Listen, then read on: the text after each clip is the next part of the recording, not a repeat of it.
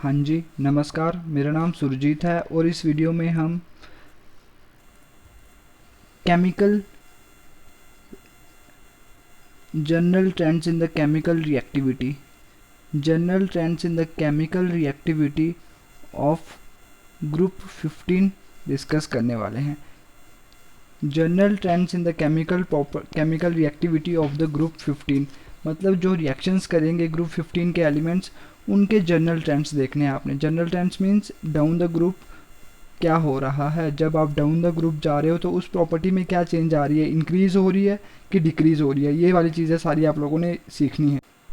But video start करने से पहले मैं आप लोगों को बता देता हूँ कि ये वीडियो बहुत ही ज़्यादा इम्पोर्टेंट है। इसकी इम्पोर्टेंस ये है कि जो आपको अगले आने वाले टॉपिक्स हैं वो आपके लिए लड्डू बन जाने हैं अगर आप लोगों ने ये वीडियो को अच्छे से देख लिया। और आप बोलोगे कि भैया बोलते हैं कि ये वाली वीडियो इम्पोर्टेंट है, ये वाली इम्पोर्टेंट है, तो मैं आपको बोल देता हूँ कि हर एक चीज़ जो मैं पढ़ा रहा हूँ ये इम्पोर्टेंट है, बिकॉज ये आगे यूज़ होनी है। आगे यूज़ होनी है, आपको खुद पता लग जाएगा कि उसकी जो हमने पीछे टॉपिक पढ़ा उसकी क्या वैल्यू थी। तो दैट्स वाई मैं आपको बता देता हूँ कि हर एक वीडियो से पहले मैं ये बता रहा हूँ कि ये वाली वीडियो की बहुत ज़्यादा इम्पोर्टेंस है। तो आप लोगों को क्या करना है, इन वीडियो को सिंसियरली वॉच करना है। जो भी मैं बोलता हूँ इम्पोर्टेंट है तो इसका मतलब आगे यूज़ होनी है वो चीज़, दैट्स वाई मैं बोल रहा हूँ। इसलिए आपको ये वीडियो सिंसियरली पूरी स्टार्टिंग से लेके एंड तक वॉच कर लो। बस 1 घंटे की वीडियो देखनी है, देन आप लोगों को नंबर बन जाने कितने, 8 नंबर का चैप्टर है। और मैंने आपको पहले भी बता दिया है कि भाई पी ब्लॉक जो है आपका 12th क्लास का सबसे डिफ़िकल्ट एंड लेंथी चैप्टर है। क्लास 12th का डिफ़िकल्ट एंड लेंथी चैप्टर है, लेंथी, ओके, मतलब डिफ़िकल्ट भी है और लेंथी भी है। तो इसलिए भाई इसको समय भी लगेगा और थोड़ा अगर अंडरस्टैंडिंग के साथ जाना होगा तो फिर थोड़ा टाइम भी लगेगा। और ये डिफ़िकल्ट है, ठीक है ना, थोड़ा समझने में थोड़ा इसको कठिनाई आती है। तो इसलिए आपको क्या करना है, इस जो मैं वीडियोस बना रहा हूँ इसको पूरा सिंसियरली वॉच करना है, ओके, स्टार्टिंग से लेके एंडिंग तक। देन अभी एक और चीज़ बता देता हूँ कि जो मैंने अभी तक एक कमेंट बॉक्स में रिप्लाई कर दीजिए, एक बहुत ही ज़्यादा कमेंट बॉक्स में आपको रिप्लाई करना है कि जितनी चीज़ें अभी तक हमने पढ़ी वो सारी की सारी क्लियर हैं कि नहीं हैं।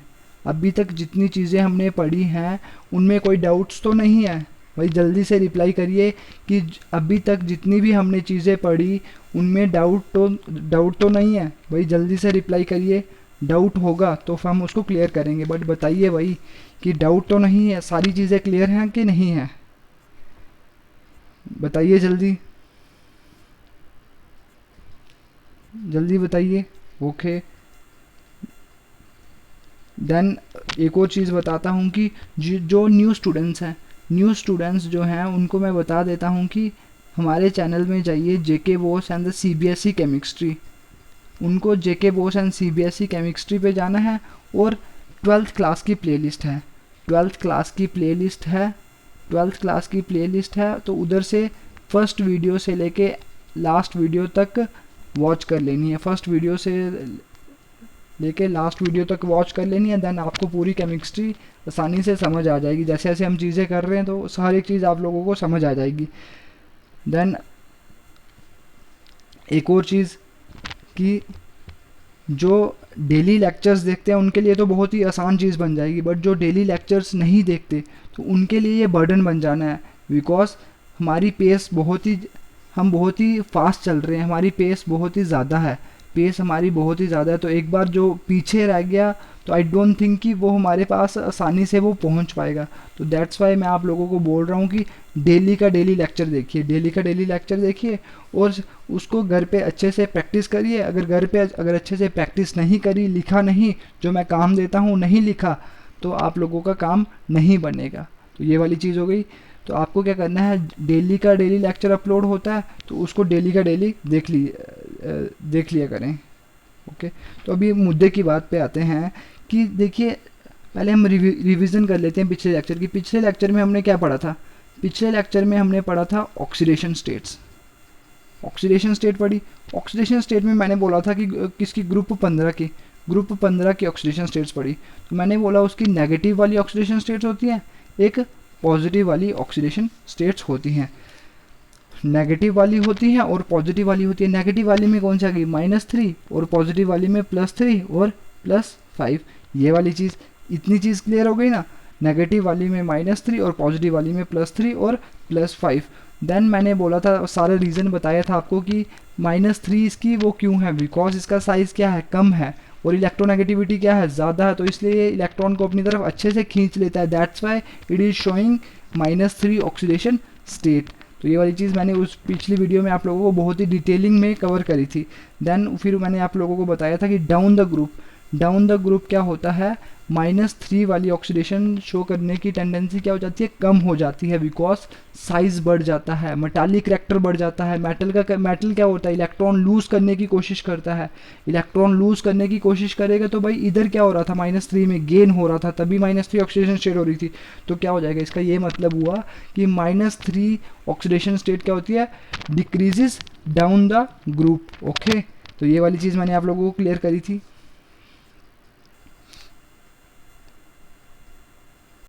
देन मैंने आप लोगों को एक चीज़ बताई थी कि जैसे एक तो होता है जैसे ये वाला CA3N2, ये जो नाइट्राइड बनता है ना, ये क्या होता है, आयोनिक होता है।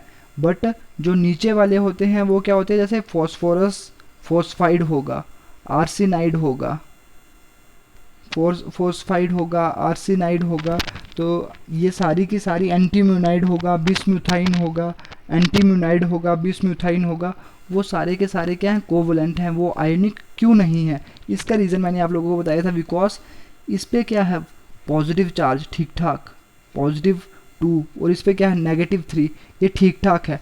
बट आपको पता है डाउन द ग्रुप टेंडेंसी क्या हो रही है, इसको दिखाने की टेंडेंसी क्या हो रही है, -3 को कम हो रही है। तो दैट्स वाई क्या होता है, इसके ऊपर फॉस्फोरस के ऊपर क्या होगा, -3 इतना तगड़ा नहीं होगा। तो दैट्स वाई ये क्या, कोवलेंट बॉन्ड बनाना ज़्यादा पसंद करते हैं।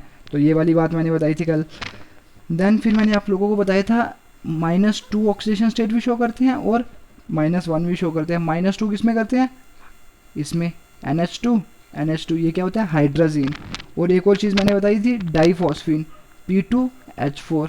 ओके, ये वाली चीज़ बताई थी। इधर क्या होता है, -2 ऑक्सीडेशन स्टेट। और एक बताई थी मैंने हाइड्रोक्सल अमीन NH2OH। हाइड्रोक्सल अमीन में क्या बताया था मैंने, कि वो उधर नाइट्रोजन क्या करता है, -1 ऑक्सीडेशन स्टेट। तो ये वाली सारी की सारी चीज़ें मैंने आप लोगों को क्लियर करी थी पिछली वीडियो में। देन मैंने पॉजिटिव ऑक्सीडेशन स्टेट्स में क्या बताया था, कि +3 ऑक्सीडेशन स्टेट होती है और +5 ऑक्सीडेशन स्टेट होती है। डाउन द ग्रुप +5 शो करने की टेंडेंसी क्या होती है, डिक्रीज करती है due to the inert pair effect, और +3 वाली क्या होती है, इंक्रीज होती है। ओके, ये वाली चीज़ बताई थी। देन मैंने आप लोगों को एक चीज़ बताई थी, जो +5 ऑक्सीडेशन स्टेट्स में जो कंपाउंड्स बनते हैं, जो +5 ऑक्सीडेशन स्टेट्स में जो ग्रुप 15 के एलिमेंट्स जो कंपाउंड्स बनाते हैं, वो सारे के सारे क्या होते हैं, वो होते हैं कोवलेंट। +5 ऑक्सीडेशन स्टेट में जो ग्रुप 15 के एलिमेंट्स कंपाउंड्स बनाते हैं, वो सारे के सारे क्या होते हैं, कोवलेंट होते हैं। आयोनिक क्यों नहीं होते, बिकॉज आयोनिक बनाने के लिए 5 इलेक्ट्रॉन लूज करवाने हैं, 5 इलेक्ट्रॉन लूज करवाने हैं। तो भाई 5 इलेक्ट्रॉन लूज करवाने के लिए बहुत ही तगड़ी एनर्जी चाहिए, बहुत ही ज़्यादा एनर्जी चाहिए। तो दैट्स वाई वो लूज नहीं हो पाते, तो इसलिए वो क्या करते हैं, वो इलेक्ट्रॉन क्या हो जाते हैं, शेयर हो जाते हैं, तो कोवलेंट बॉन्ड बन जाते हैं। जैसे आपने स्ट्रक्चर देखा था PCl5 का, ट्राइगोनल बाईपिरामिडल, ये वाली चीज़, तो इधर ये वाली चीज़ बनी थी ना, तो देखिए कोवलेंट बॉन्ड नहीं है। बट अभी देखिए इधर मैंने +5 ऑक्सीजन स्टेट क्यों बोला, बिकॉज मैंने बोला है भाई ऑक्सीजन स्टेट क्या, it is the hypothetical charge. भाई कितनी बार बता दूँ, ये तो मैंने हर बार बताया है, ठीक है ना। तो ये वाली चीज़। देन फिर मैंने एक और चीज़ बताई थी, जब +3 ऑक्सीजन स्टेट्स में वो क्या हो सकते हैं, कोवलेंट भी हो सकते हैं, कंपाउंड्स कोवलेंट भी हो सकते हैं, आयोनिक भी हो सकते हैं। कोवलेंट कब होंगे और आयोनिक कब होंगे, अगर देखिए आप नीचे होंगे, आर्सेनिक, एंटीमनी, बिस्मथ, जैसे Bi, अगर आप लोग नीचे होंगे, देन क्या करेगा वो, देन आपका क्या होगा, देन जो आपका ग्रुप 15 के एलिमेंट्स है वो क्या शो करेंगे, देन वो आपका आयोनिक कंपाउंड्स शो करेंगे, BiF3, ठीक है ना, SbF3। तो ये क्या होते हैं, आयोनिक कंपाउंड्स होते हैं। बट जैसे NCl3, PCl3, ये सारे के सारे क्या हैं, NCl3, PCl3, AsCl3, तो ये सारे के सारे क्या हैं, कोवलेंट हैं। इसका क्या रीज़न बताया था मैंने, इसका रीज़न मैंने क्या बताया था, इसका रीज़न मैंने क्या बताया था, जैसे ये है आयोनिक, आयनिक बॉन्ड कौन से बनाते हैं, मेटल्स बनाते हैं ना, तो down the group metallic character क्या होता है, इंक्रीज होता है। तो इधर क्या है, बी आई है, बिस्मथ क्या होगा, मेटल होगा, एस बी क्या होगा, मेटल होगा। तो ये मेटल्स होंगे। देन आप लोगों को पता है मेटल्स जब एक इलेक्ट्रोनेगेटिव एलिमेंट फ्लोरीन के साथ अगर बॉन्ड बनाएगा वो तो आयोनिक बॉन्ड होगा। बट अभी देखिए इधर एन है, ये भी इलेक्ट्रोनेगेटिव है, ये भी इलेक्ट्रोनेगेटिव है, दोनों नॉन मेटल्स है, ये भी नॉन मेटल है, ये भी नॉन मेटल्स है। तो नॉन मेटल्स आपको पता है कोवलेंट बॉन्ड्स बनाते हैं, जैसे फॉर एग्जांपल O2, ये क्या हो गया, कोवलेंट बॉन्ड। तो ये क्या बना, नॉन मेटल। N2, ये क्या हो गया, बस ये भी वही वाली चीज़, सारे के सारे क्या नॉन मेटल्स हैं। ओके, ये वाली चीज़ हो गई। देन मैंने आप लोगों को बताया था कि नाइट्रोजन का साइज़ क्या है, बहुत ही ज़्यादा स्मॉल है, स्मॉल साइज़, और इलेक्ट्रोनेगेटिविटी क्या है उसकी, हाई है। इलेक्ट्रोनेगेटिविटी क्या है, हाई है। Electronegativity small size and the high electronegativity, उसकी वजह से वो क्या कर सकता है, पी पाई बॉन्ड बहुत ही तगड़े बना सकता है। पी पाई बॉन्ड मैंने क्या बताया था, जैसे आप लोग इधर देखते हो यहाँ तो खुद के साथ भी बना सकता है, जैसे नाइट्रोजन हो गया भाई, देखिए ये खुद के साथ बना दिया ना इसने, एक सिग्मा है, ये पाई बॉन्ड, पहला सिग्मा होता है और बाकी क्या होते हैं, पाई बॉन्ड। तो ये देखिए इधर दिखा दिया सिग्मा और पाई बॉन्ड्स। देन ये वाली चीज़ मैंने बोल दी, तो ये वाली चीज़ बोल दी। जैसे अभी उसने क्या बोला था कि वैरायटी ऑफ ऑक्साइड्स बनाता है फ्रॉम +1 to +5 ऑक्सीडेशन स्टेट। जैसे आपको पता है इधर नाइट्रोजन होता है, आगे क्या होता है, ऑक्सीजन होता है, इधर फ्लोरीन होता है। तो अभी देखिए इसका भी साइज़ क्या होगा, आगे की तरफ जा रहा है तो साइज़ क्या होता है, डिक्रीज होता है due to the effective nuclear charge. तो भाई उसका भी साइज़ कम है, उसका भी साइज़ कम है। तो ये बहुत ही ऑक्साइड्स बनाता है, जिसका नाम है 5-6 ऑक्साइड्स बनाता है, जैसे N2 हो गया, NO हो गया, N2O3 हो गया, NO2 हो गया, N2O4 हो गया, N2O5 हो गया। तो ये सारे के सारे ऑक्साइड्स ये बनाता है नाइट्रोजन, ठीक है ना। इधर ऑक्सीडेशन स्टेट्स याद करने हैं, +1 +2 +3, तो ये सारे के सारे ऑक्सीडेशन स्टेट्स नाइट्रोजन दिखाता है। तो ये वाली चीज़ आप लोगों को ना याद कर लेनी है। देन मैंने आप लोगों को बताया था कि नाइट्रोजन पेंटावेलेंसी शो नहीं करता, मतलब 5 वैलेंसी शो नहीं करता, मतलब +5 वाली वैलेंसी शो नहीं करता। किसके साथ, with monovalent atoms, with monovalent atoms, with monovalent atoms. ये वाली चीज़ याद रखनी है, ठीक है ना। जैसे आप ऊपर वालों के साथ कंफ्यूज नहीं करना, उधर क्या था, ऑक्सीजन था, बट इधर क्या है, मैं क्या बोल रहा हूँ, मोनोवेलेंट एटम्स के साथ। जैसे क्यों, बिकॉज उसका आपने लिखा था कल, क्या लिखा था, due to the vacant D orbital. भाई ये वाली चीज़ कोई हो सकती है, वेकेंट डी ऑर्बिटल का मतलब क्या हो गया, खाली डी ऑर्बिटल। खाली डी ऑर्बिटल थोड़ी ना भाई, उसमें तो due to the absence of the vacant D orbital, मतलब वही एब्सेंस है, आपका डी ऑर्बिटल तो प्रेजेंट ही नहीं है। तो बस ये वाली चीज़ बोलनी थी, बाकी सभी ने एक चीज़ लिखी थी, बस एक ही स्टूडेंट ने सही लिखी थी, ठीक है। तो ये वाली चीज़ हो गई। देन मैंने आप लोगों को चीज़ बताई थी कि इसकी मैक्सिमम कोवैलेंसी क्या हो सकती है, मैक्सिमम ये कितने एटम्स के साथ कंबाइन कर सकता है। आपको पता है NH4 नाइट्रोजन कितने के साथ, मैक्सिमम कोवैलेंसी इसकी कितनी हो सकती है, 4, ठीक है ना, 3 और 4, 3 और 4, और फॉस्फोरस जो नीचे वाले हैं उनकी 5 और 6, 5 तो ये बॉन्ड बना सकता है, जैसे PF5, बट ऐसा भी तो हो सकता है PF6, तो ये वाला बॉन्ड भी बन सकता है। तो मैक्सिमम कोवैलेंसी या 5 या 6, तो ये वाली चीज़। देन आप लोगों ने क्या करा था, अनोमलस बिहेवियर, एक्स्ट्राऑर्डिनरी बिहेवियर किसका देखा था, नाइट्रोजन। बिकॉज मैंने क्या बोला था, जो सबसे ऊपर होता है वो थोड़ा एक्स्ट्राऑर्डिनरी बिहेव करता है। एक्स्ट्राऑर्डिनरी बिहेव को क्यों करता है, due to the small size, high electronegativity. Electronegativity क्या है, बहुत ज़्यादा है, आप हर एक इलेक्ट्रॉन को अपनी तरफ ये खींचने लग पड़ता है। आयोनाइजेशन एनर्जी क्या है, हाई है, ठीक है ना, बिकॉज साइज़ कम है तो इससे इलेक्ट्रॉन इफेक्टिव न्यूक्लियर चार्ज क्या होगा, ज़्यादा होगा। तो आपको अगर इलेक्ट्रॉन इधर से लूज़ करवाने हो तो बहुत ही मुश्किल है। और क्या है, एब्सेंस किसकी है, वही डी ऑर्बिटल्स की क्या है, इसमें एब्सेंस है। तो ये वाले 4 रीजंस बताए थे मैंने, ठीक है ना, रीजंस बताए। तो इनकी वजह से होता क्या है, इनकी वजह से होता क्या है कि भाई N2 है, वो क्या बन जाती है, गैस बन जाती है, और बाकी सारे के सारे क्या हैं, सॉलिड्स हैं। देन मैंने आप लोगों को एक और इम्पॉर्टेंट चीज़ बताई थी कि नाइट्रोजन क्या बनाता है, पी पाई बॉन्ड बनाता है।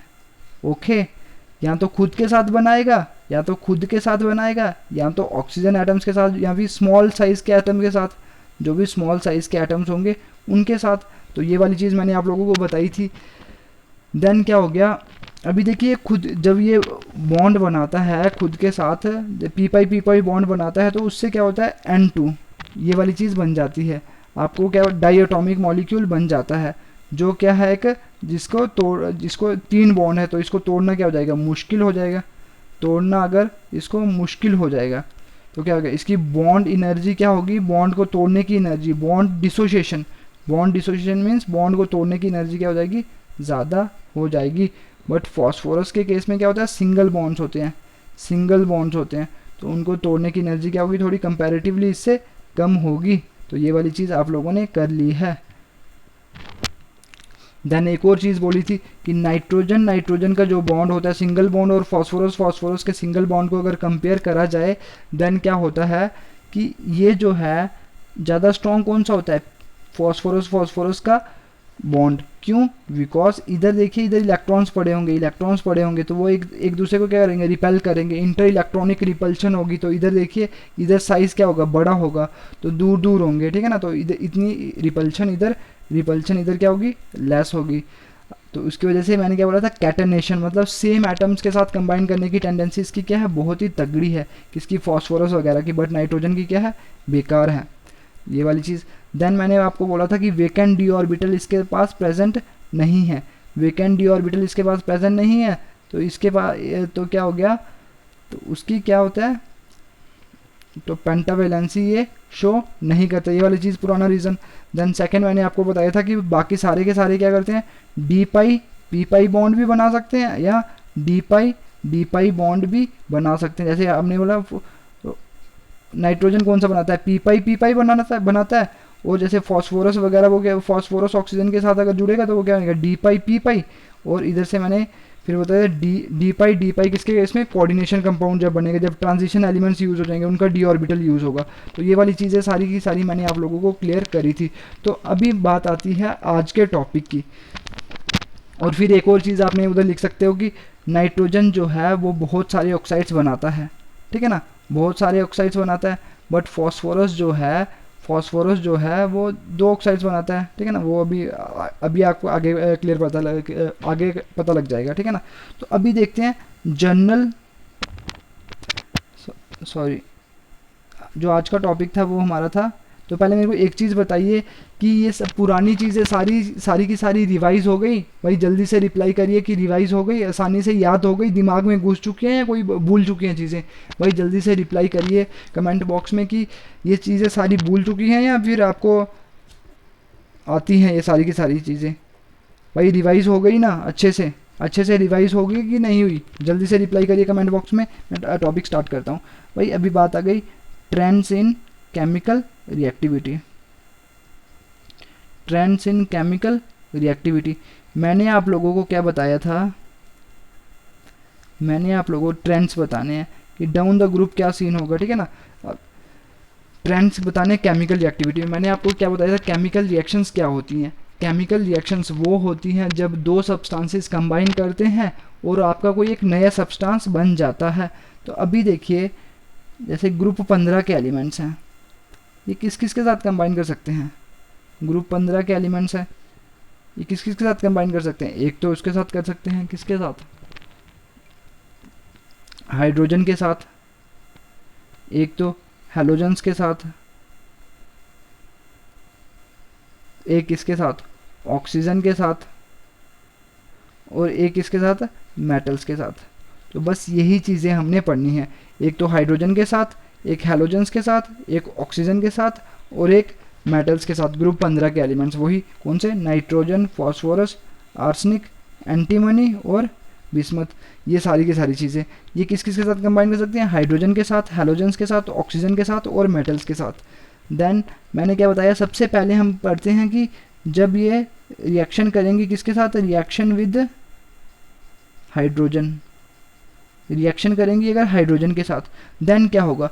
और मैं आपको एक चीज़ बता देता हूँ, जिस बंदे को हाइड्राइड्स अगर अच्छे से समझ आ गए ना, तो उसका बहुत ही इस चीज़ को बहुत ही अच्छे तरीके से देखिए भाई। जो भी स्टूडेंट्स हैं ना, हाइड्राइड्स को देख लीजिए, बिकॉज जब आप लोगों ने ग्रुप 16 पढ़ना है, ग्रुप 17 पढ़ना है, तो भाई बिल्कुल सिमिलर यही प्रॉपर्टीज़ होनी है। तो प्लीज़ सिंसियरली अभी जो मैं जितनी चीज़ मैं बताऊँगा उसको वॉच करते रहिए, सिंसियरली इसको वॉच करिए पूरे अच्छे तरीके से, हर एक चीज़ को नोट करिए, ठीक है ना, हर एक चीज़ को समझने की कोशिश करिए। जैसे ग्रुप 15 के एलिमेंट्स हैं, वो क्या हो सकते हैं, जैसे नाइट्रोजन हो गया, फॉस्फोरस हो गया, आर्सेनिक हो गया, एंटीमनी हो गया, बिस्मथ हो गया। खुद बताइए भाई, अगर ये हाइड्रोजन के साथ कंबाइन कर जाएंगे तो क्या बन सकता है।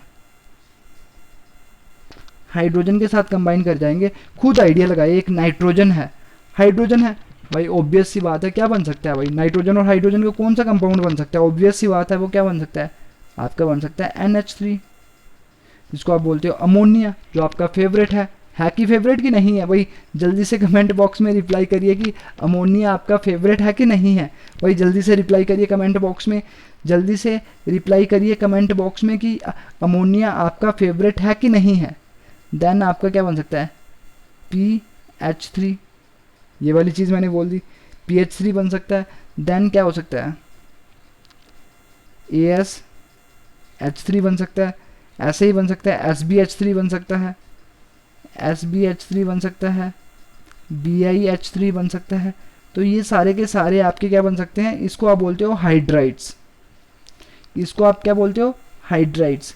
जब देखिए आपकी रिएक्शन हुई ग्रुप 15 के एलिमेंट्स की किसके साथ, हाइड्रोजन के साथ, तो आपके क्या बन गए, हाइड्राइड्स, जिनकी क्या फॉर्म है, जिनको मैं लिखूंगा हाइड्राइड्स बने। हाइड्राइड्स को जनरल में लिख रहा हूँ, जनरली आप कैसे लिख सकते हो हाइड्राइड्स को, MH3। M क्या हो सकता है, M इधर हो सकता है, नाइट्रोजन हो सकता है, फॉस्फोरस हो सकता है, आर्सेनिक हो सकता है, एंटीमनी हो सकता है और बिस्मथ हो सकता है।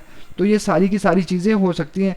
अभी देखिए आप बोलोगे इधर MH4 क्यों नहीं बना, MH5 क्यों नहीं बना, तो ऐसा क्यों है, तो इसका भी लॉजिक सिंपल है। इसका भी क्या लॉजिक है, ये पहले इतनी चीज़ बताइए, ये मैं अभी बताता हूँ। पहले बताइए हाइड्राइड्स ऐसे ऐसे बनने हैं, ये वाली चीज़ क्लियर हो गई ना। जैसे MH3 टाइप के हाइड्राइड्स आपके बनने हैं, वहाँ पे M क्या हो सकता है, नाइट्रोजन हो सकता है, फॉस्फोरस हो सकता है, आर्सेनिक, एंटीमनी और बिस्मथ। जब भी क्या हो सकता है, ग्रुप 15 के एलिमेंट्स हाइड्रोजन के साथ कंबाइन करेंगे तो आपके हाइड्राइड्स बन जाएंगे इस फॉर्म के, MH3 टाइप के हाइड्राइड्स बन जाएंगे। तो ऐसा क्यों है, तो अभी देखिए इधर ही मैंने जैसे उधर बोला था नाइट्रोजन, NH3 एग्जाम्पल लेते हैं नाइट्रोजन। तो इधर क्या सीन है, इधर देखिए नाइट्रोजन जो है, नाइट्रोजन के ऊपर कितना चार्ज है, -3, हाइड्रोजन के ऊपर कितना चार्ज है, +1 चार्ज है। ओके, तो देखिए अभी देखिए नाइट्रोजन के ऊपर -3 था, इधर हाइड्रोजन के ऊपर कितना, +1, ये वाली चीज़। तो भाई देखिए जब कंपाउंड बनता है तो क्या होता है, ये जो चार्ज होता है ये चरणों में आ जाता है ना, एक दूसरे के चरणों में, ये इसके चरणों में, ये इसके चरणों में। तो इधर क्या हो गया, N, नाइट्रोजन के चरणों में क्या आ जाएगा, 1 वाला चार्ज 1, तो H के चरणों में कौन सा, दूसरा वाला, तो बनने की NH3। तो मेरे को एक चीज़ बताइए, जब आप ऑक्सीडेशन स्टेट पढ़ रहे थे तो बताइए कभी आपने ऐसा पढ़ा था कि -2, तो सिर्फ मैंने बोला था सिर्फ उसी के केस में होता है, NH2 और NH2 के केस में, बट कॉमन कौन सी थी, कॉमन थी -3, तभी तो NH3 बन रहा है, तभी तो PH3 बन रहा है, यही वाली ऑक्सीडेशन स्टेट्स बन रही हैं। तो तभी ये देखिए ये बन रहे हैं आपके हाइड्राइड्स, इस फॉर्म के बन रहे हैं, आपको हाइड्राइड्स इस फॉर्म के बन रहे हैं, MH3 टाइप के हाइड्राइड बन रहे हैं। क्यों, बिकॉज आपका ऑक्सीडेशन स्टेट क्या होगा, -3 होगा। ये कॉमन ऑक्सीडेशन स्टेट है। -2 और -1 क्या थे, वो वही एक्सेप्शंस थे, वो कुछ 1-2 कंपाउंड होगा जो कि थोड़ा एक्स्ट्रा ऑर्डिनरी बिहेव करते हैं। मैंने क्या बोला था, केमिस्ट्री में एक्सेप्शंस बहुत ज़्यादा इंपॉर्टेंट होती हैं, तो एक्सेप्शंस को आपको अच्छे तरीके से याद करना होता है।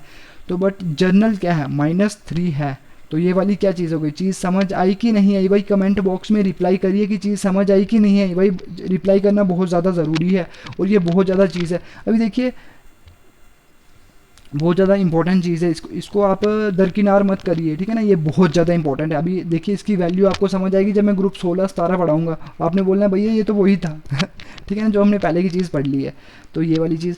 देन आप लोगों को मैं एक चीज़ बताता हूँ कि ये वाली चीज़ तो आपको पता लग गई, हाइड्राइड्स ऐसे बनते हैं, MH3 फॉर्म के हाइड्राइड्स बनेंगे। ये वाली चीज़ तो अभी देखिए, अगर आप लोगों ने ऑक्सीडेशन स्टेट्स के बारे में नहीं पढ़ा होता तो आप कभी बता पाते कि इधर ये कैसे बना। अभी देखिए आपको लॉजिकली समझ आ रहा है ना, ये वाला कंपाउंड कैसे बना, MH3, इधर क्या है, नाइट्रोजन हो सकता है, NH3, PH3, बिकॉज आपको पता है -3 ऑक्सीडेशन स्टेट है। तो ये वाली चीज़ आप लोगों को समझ आ रही है, समझ आ रही है कि नहीं आ रही है भाई, समझ आ रही है कि नहीं आ रही है। तो बस ये वाली चीज़ अगर समझ आ गई तो बस नाम याद कर लीजिए इसके, जैसे NH3, PH3, ASH3, SBH3, BiH3। तो इनको बोलते क्या क्या हैं, ये तो आपका फेवरेट है, अमोनिया। इसको क्या बोलते हैं, अमोनिया। इसको क्या बोलते हैं, फॉस्फीन, गैस होती है ये। इसको क्या बोलते हैं, आर्सिन, ARSIN, आर्सिन। इसको क्या बोलते हैं, स्टीबीन, स्टीबीन। और इसको क्या बोलते हैं, बिसम्यूथिन, BISMUTHINE, बिसम्यूथिन। इसको क्या बोलते हैं, बिसम्यूथिन। क्या क्या बनता है आपका, कौन कौन से हाइड्राइड्स हैं, अमोनिया, फॉस्फीन, आर्सिन, स्टीबीन और bismuthine. Ammonia, phosphine, arsine, stibine, bismuthine. Ammonia, phosphine, arsine, stibine, bismuthine. Ammonia, phosphine, arsine, stibine, bismuthine. ठीक है ना। ये वाले आप लोगों को मैं बार बार इसलिए बोल रहा हूँ ताकि आप लोगों को चीज़ एक बार याद हो जाए, ठीक है ना। अभी इनके आप लोगों ने क्या करनी है, प्रॉपर्टीज़ पढ़नी है। इन हाइड्राइड्स की क्या करनी है, प्रॉपर्टीज़ पढ़नी है। आपको बस हाइड्राइड्स को ही डिटेल में पढ़ना है, बाकी चीज़ों को थोड़ा आपने ब्रीफ में पढ़ना है, ठीक है ना। हाइड्राइड्स को आपने बहुत ही डिटेलिंग में पढ़ना है, ठीक है ना। तो ये वाली चीज़ आपकी हाइड्रेट्स को बहुत ही अच्छे तरीके से पढ़ना है। इसमें प्रॉपर्टीज़ कौन कौन सी होती हैं, जैसे फर्स्ट जो प्रॉपर्टी मैं लिखूंगा वो लिखूंगा मैं इनकी बेसिक करैक्टर। बेसिक करैक्टर समझाने से पहले देखिए वही चीज़ है, चीज़ तो अगर आपको बेस का पता होता क्या होता है तब तो आपने आसानी से चीज़ बता देनी थी, बट अभी आपको पता नहीं, पता है कि नहीं पता है भाई। 3 डेफिनेशंस थी, एक था ब्रोंस्टेड था, एक तो ब्रोंस्टेड बंदा था, अर्हीनियस था, ब्रोंस्टेड था और लुईस था। बेस की डेफिनेशन, अर्हीनियस बोलता था OH जो लूज़ करे वो बेस,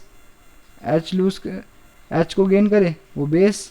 और लुईस क्या बोलता था, जिसके पास एक्सेस ऑफ इलेक्ट्रॉन हो, इलेक्ट्रॉन के क्या हो, बाधे हो बाधे मीन्स एक्सेस, बाधा मीन्स बाधा, बाधा डोगरी का वर्ड है, ठीक है ना, बाधा। मेरे को समझ नहीं आ रहा ये, जब देखो हिंदी बोलता है ना बंदा तब डोगरी के ऐसे बाधा क्या बोलते हैं, बाधा।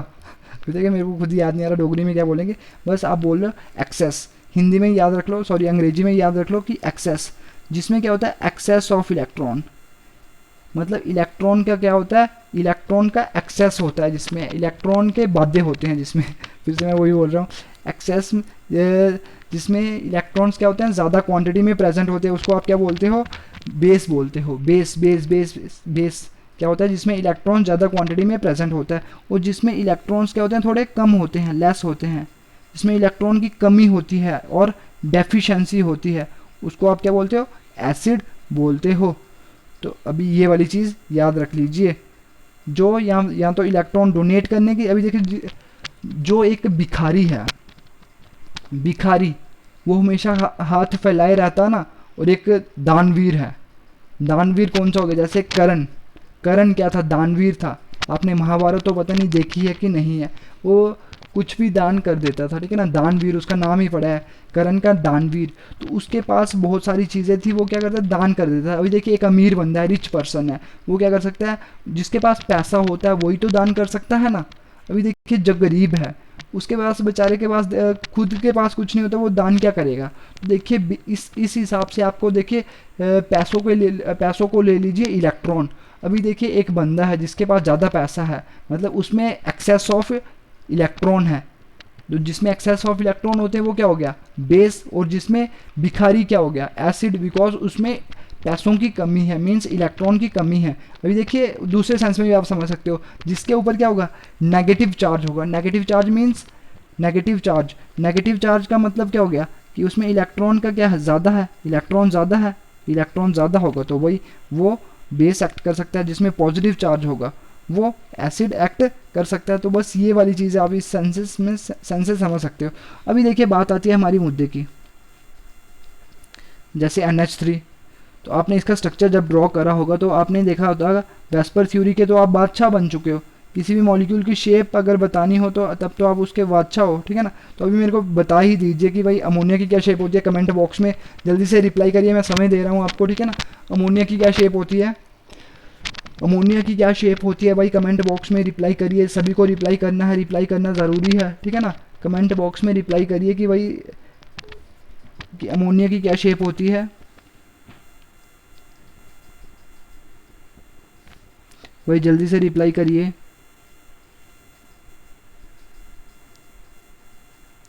देखिए इसकी शेप होती है पिरामिडल, पिरामिडल। हाइब्रिडाइजेशन क्या होती है, sp3, but VSEPR hybrid sp3 geometry क्या हो जाएगी, टेट्राहेड्रल।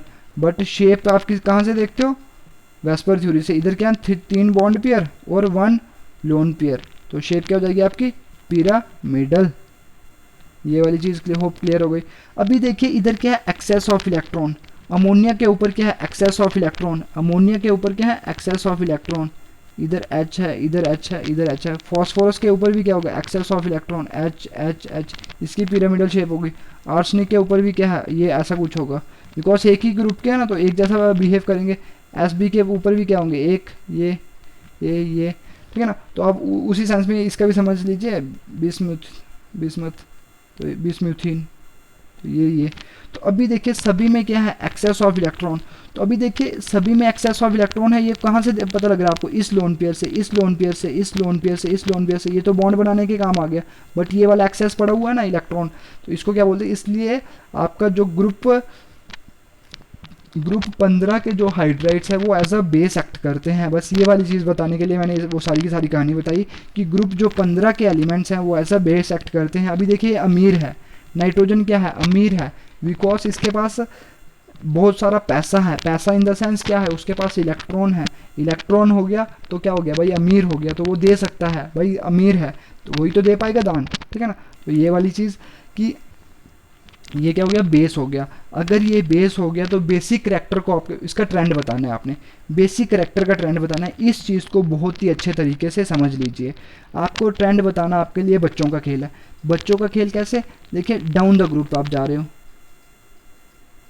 डाउन द ग्रुप जा रहे हो ना, तो क्या हो रहा है, नाइट्रोजन का इतना साइज होगा, फॉस्फोरस का इतना होगा, आर्सेनिक का इतना होगा, मतलब बढ़ता ही जाएगा, है ना। ये नाइट्रोजन हो गया, ये फॉस्फोरस, आर्सेनिक, एंटीमनी, और समझो बिस्मथ का इतना बड़ा, तो ये वाली चीज़। तो अभी देखिए एक चीज़, लोन पेयर इधर पड़ा है, लोन पेयर इधर पड़ा है, लोन पेयर इधर पड़ा है, इधर पड़ा है, इधर पड़ा है। तो अभी देखिए लोन पेयर है तो जोड़ा ही, इलेक्ट्रॉन का जोड़ा है, इलेक्ट्रॉन का जोड़ा है। तो अभी देखिए इधर कितनी स्पेस ऑक्यूपाई कर रहा है वो। अभी देखिए एटम का साइज़ क्या हो गया, डाउन द ग्रुप एटम का साइज़ क्या हो गया, बढ़ गया। एक तो डाउन द ग्रुप एटम का साइज़ क्या हो गया, बढ़ गया, ठीक है ना। डाउन द ग्रुप एटम का साइज़ क्या हो गया, बढ़ गया। देखिए अभी समझिए इतनी चीज़, एटम का साइज़ क्या हो गया, बढ़ गया। तो आप समझ सकते हो इसकी वॉल्यूम भी क्या हो गई, बढ़ गई। ये चीज़ समझ सकते हो ना, बिकॉज पहले इतनी थी, स्पेस कितनी ऑक्यूपाई कर रहा है, अभी इतनी इतनी इतनी ज़्यादा स्पेस ऑक्यूपाई कर रहा है ना। तो भाई देखिए एटम का साइज़ बढ़ गया, वॉल्यूम क्या हो गई, बढ़ गई। तो डेंसिटी क्या होती है, मास बटा वॉल्यूम। अभी देखिए वॉल्यूम अगर बढ़ जाए, अभी देखिए नीचे की तरफ आप जा रहे हो तो वॉल्यूम क्या हो रही है, बढ़ रही है। नीचे की तरफ आप जा रहे हो तो वॉल्यूम क्या हो रही है, बढ़ रही है। वॉल्यूम अगर बढ़ जाएगी तो आपको नहीं लगता डेंसिटी कम हो जाएगी। अगर देखिए वॉल्यूम अगर बढ़ गई तो एक पर्टिकुलर इतना सा इलाका लोगे और ऊपर वाले में भी इतना सा इलाका लोगे, तो इधर क्या होगा, मास ज़्यादा होगा ना। मास ज़्यादा होगा मतलब इधर इलेक्ट्रॉन क्या होंगे, ज़्यादा होंगे, इधर इलेक्ट्रॉन क्या होंगे, ज़्यादा होंगे। छोटे वाले में इलेक्ट्रॉन डेंसिटी क्या होगी, ज़्यादा होगी, बिकॉज उधर क्या है, वॉल्यूम कम है। वॉल्यूम कम है तो डेंसिटी क्या होगी, ज़्यादा होगी। देखिए इन्वर्स रिलेशन है ना, इन्वर्स में क्या होता है, ये वाली चीज़ होती है। अगर ये ज़्यादा होगी ये कम होनी है, और ये कम होगी ये ज़्यादा होनी है। तो अभी देखिए जिसमें वॉल्यूम कम है उसमें डेंसिटी क्या होगी, ज़्यादा होगी, और मास क्या होगा, ज़्यादा होगा, इलेक्ट्रॉन क्या होंगे, उधर ज़्यादा होंगे। इलेक्ट्रॉन जहाँ पे ज़्यादा है, इलेक्ट्रॉन, अभी देखिए ये वाला की पॉइंट है, इलेक्ट्रॉन जहाँ पे ज़्यादा होंगे, इलेक्ट्रॉन अगर ज़्यादा होंगे तो दैट्स मीन्स कि उसको इलेक्ट्रॉन डोनेट करने की टेंडेंसी क्या हो गई, ज़्यादा हो गई। इलेक्ट्रॉन डोनेट करने की टेंडेंसी क्या हो गई, ज़्यादा हो गई। तो आप मेरे को एक चीज़ बताइए कि डाउन द ग्रुप क्या हो रहा है, down the group electron density क्या हो रही है, कम हो रही है ना, बिकॉज इतना सा मास लिया, इतना सा मास आपने ऊपर वाले में भी लिया, इतना सा मास आपने ऊपर वाले में लिया। इधर इलेक्ट्रॉन क्या ज़्यादा है ऊपर वाले में, नीचे वाले में क्या है, इलेक्ट्रॉन कम है। तो डाउन द ग्रुप क्या हो रहा है, आपकी इलेक्ट्रॉन डेंसिटी क्या कर रही है, down the group electron density क्या कर रही है, डिक्रीज कर रही है। डिक्रीज कर जाएगी तो भाई इलेक्ट्रॉन डोनेट करने की टेंडेंसी भी क्या कर जाएगी, कम हो जाएगी। तो इसका मतलब क्या हो गया, बेसिसिटी क्या होती है, इलेक्ट्रॉन डोनेट करने की टेंडेंसी, तो बेसिसिटी क्या हो जाएगी, ये भी डिक्रीज कर जाएगी। बिकॉज अभी इलेक्ट्रॉन इतने तगड़े तरीके से डोनेट नहीं कर पा रहा है जब आप नीचे की तरफ जा रहे हो। ऊपर वाले अच्छे से डोनेट कर पा रहे हैं, नीचे वाले अच्छे तरीके से डोनेट नहीं कर पा रहे, बिकॉज इलेक्ट्रॉन डेंसिटी उधर क्या हो चुकी है, कम हो चुकी है। तो इलेक्ट्रॉन डोनेट इतनी अच्छी तरीके से नहीं कर पाएंगे, तो बेसिसिटी भी क्या हो जाएगी, डिक्रीज कर जाएगी। तो बेसिसिटी का ऑर्डर क्या हो जाएगा, NH3 PH3, ये वाली चीज़ देख लेना, ठीक है ना। तो नाइट्रोजन, फॉस्फोरस, आर्सेनिक, कौन कौन सा, एक अमोनिया हो गया, अमोनिया फॉस्फीन, आर्सिन, स्टीबीन और बिस्म्यूथिन, ये वाली चीज़, ठीक है ना। जैसे ये वाला ऑर्डर होगा NH3 PH3 ASH3 और SbH3 और BiH3। तो बस ये वाला ऑर्डर हो जाएगा आपका। देन हम अगले सवाल पे आते हैं। एक होता है थर्मल स्टेबिलिटी। देखिए इसके लिए समय लग रहा है, बट इसको आप समय को ऐसे मत मान लिए, ठीक है ना। ये समय आपका आगे काम आएगा, बिकॉज ग्रुप 16 और 17 में यही कहानी है, ठीक है ना, बिल्कुल सेम है। तो फिर मैंने बताना है, जैसे मैंने बताया ना, देखो ऑक्सीडेशन स्टेट का रोल इधर आया, तो बस अभी ऐसी ही कहानी उधर भी होनी है, तो ऐसा ही रोल आ जाना है किसी चीज़ का। थर्मल स्टेबिलिटी, थर्मल स्टेबिलिटी का मतलब क्या होता है, थर्मल मीन्स हीट और स्टेबिलिटी मीन्स स्टेबल चीज़, ठीक है ना। तो स्टेबल अभी मैं बताता हूँ थोड़ी चीज़ में। जब आप लोग क्या करते हो, हीट करते हो किसी चीज़ को, हीट करते हो किसी चीज़ को, अगर उसके ऊपर कोई भी प्रभाव नहीं पड़े, वो वैसा का वैसा रहे, तो आपने क्या बोलना है, वो क्या स्टेबल है, उसका थर्मल स्टेबिलिटी क्या ज़्यादा है। और अगर आप लोग क्या करो, देखिए एग्जांपल लेते हैं, जैसे क्या करते हो आप, आपने ले लिया एक पेपर ले लिया, और एक पेपर ले लिया, एक आपने ले लिया पेपर, और दूसरा ले लिया आपने एक क्या ले लिया, पेपर ले लिया, और दूसरा ले लिया आपने आयरन की रॉड ले ली। आप दोनों को क्या कर रहे हो, हीट कर रहे हो। हीट करोगे तो भाई क्या होगा, पेपर फटाफट जल जाएगा, आयरन इतनी जल्दी थोड़ी ना जलेगा, इसका टेम्परेचर, तो इसको जलाने के लिए बहुत ज़्यादा टेम्परेचर चाहिए। तो भाई ज़्यादा थर्मली स्टेबल कौन सा हुआ, आयरन, बिकॉज जब आप हीट कर रहे हो तो इसको कोई फ़र्क नहीं पड़ रहा, ये बेचारा जल जुल के पता नहीं राख बन गया। तो बस यही कहानी है इधर। तो बस इधर क्या होता है, थर्मल स्टेबिलिटी, जब आप हीट करते हो तो क्या इफ़ेक्ट होता है, ठीक है ना, जो आपकी जो हाइड्राइड्स हैं उनको क्या होता है, ठीक है ना। तो आपको इसको समझने के लिए क्या करना है, इसको समझने के लिए एक बहुत ही ज़्यादा ज़रूरी चीज़ है थर्मल स्टेबिलिटी। मतलब आपको क्या करना है, थर्मल स्टेबिलिटी, अगर आपको हीट करने पर अगर मॉलिक्यूल को कोई फ़र्क ही ना पड़े, ठीक है ना, अगर कोई फ़र्क ही ना पड़े तो क्या हो गया, इसका क्या मतलब, वो थर्मली ज़्यादा स्टेबल है। और अगर वो टूट जाए तो वो क्या हो जाएगा, इतना स्टेबल नहीं है। तो अभी देखिए, ये नाइट्रोजन है, ये फॉस्फोरस है, ये आर्सेनिक है, ये एंटीमनी होगा इससे भी बड़ा, ठीक है ना।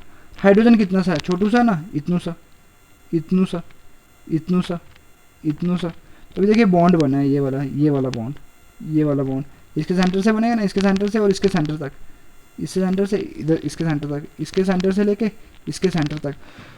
तो मेरे को एक चीज़ बताइए, ये बॉन्ड बना है चारों के केस में, एक ये बॉन्ड, ये बॉन्ड, ये बॉन्ड, ये बॉन्ड। तो अभी देखिए बॉन्ड लेंथ सबसे कम किस में है, सबसे ऊपर वाले में क्या है, बॉन्ड लेंथ क्या है, सबसे कम है बॉन्ड लेंथ। और इधर क्या, नीचे वाले में क्या, बॉन्ड लेंथ क्या है, सबसे ज़्यादा है। इतनी चीज़ समझ आती है।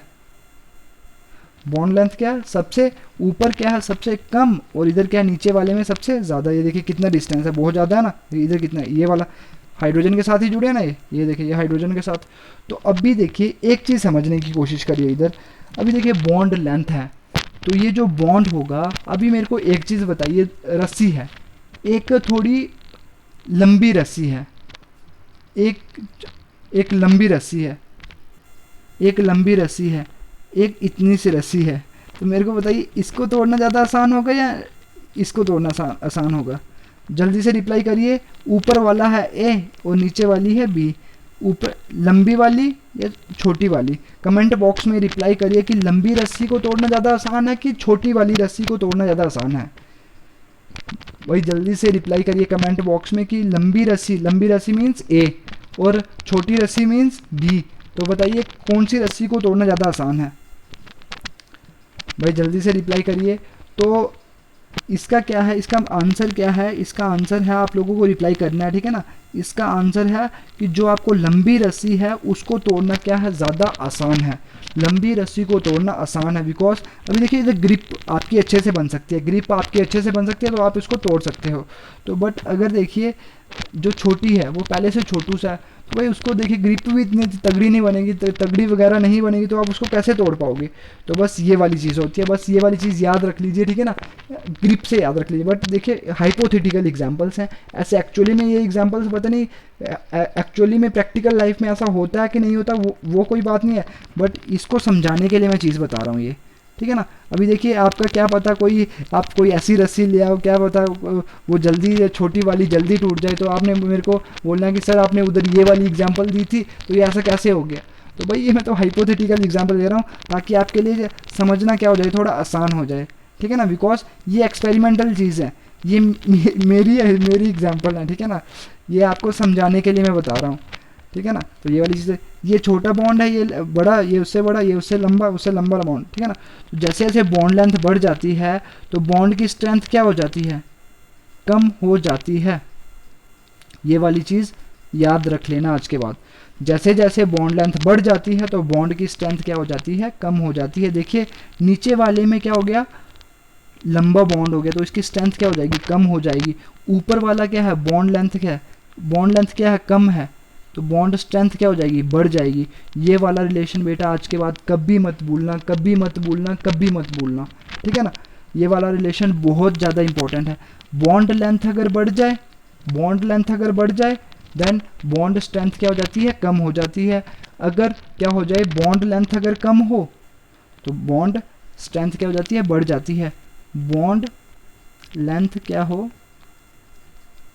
ज़्यादा हो तो क्या हो जाएगा, बॉन्ड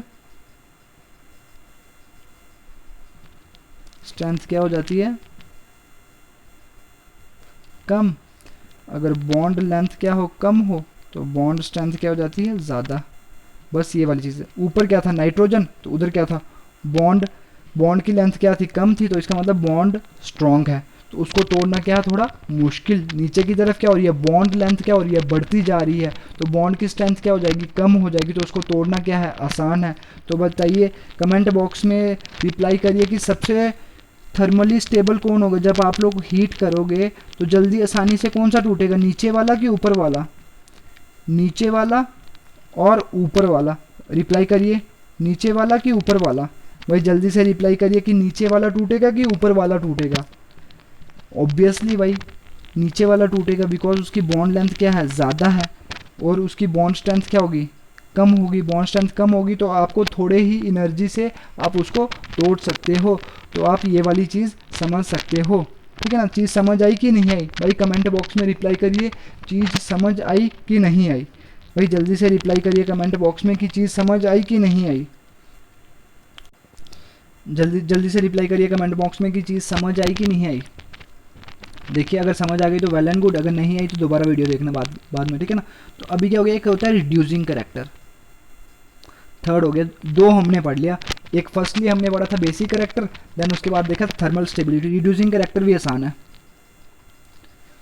रिड्यूसिंग करेक्टर भी आसान है। इसमें क्या सीन है, देखिए जैसे मैंने बेसिसिटी की डेफिनेशंस बताई, थर्मल स्टेबिलिटी की बताई, रिड्यूसिंग करेक्टर का भी क्या सीन है।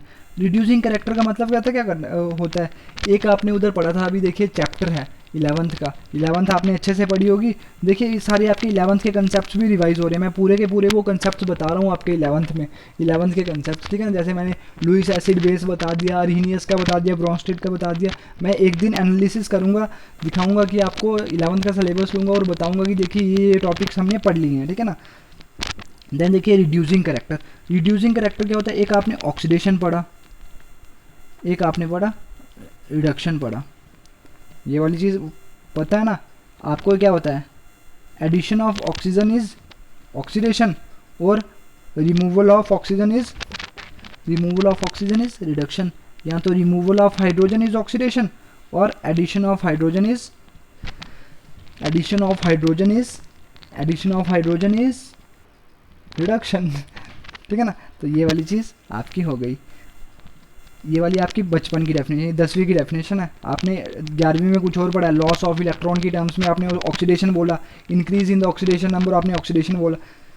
बट हमारा इधर से काम चल जाएगा अभी इधर, ठीक है ना। तो ऑक्सीडेशन की और भी डेफिनेशन, सबसे एडवांस डेफिनेशन है वो है ऑक्सीडेशन स्टेट में इंक्रीज होना। ऑक्सीडेशन स्टेट मैंने आपको बता दी है, वो बाद में जब काम आएगी तो मैं उस टाइम बता दूंगा। तो अभी के लिए इधर से काम बन जाएगा। ऑक्सीडेशन क्या होती है, एडिशन ऑफ ऑक्सीजन और रिमूवल ऑफ हाइड्रोजन। यहाँ तो क्या रिमूवल ऑफ, रिडक्शन क्या हो गया, रिमूवल ऑफ ऑक्सीजन और एडिशन ऑफ हाइड्रोजन। तो ये वाली चीज़। अभी देखिए रिड्यूसिंग, आपने पढ़ा रिड्यूसिंग एजेंट।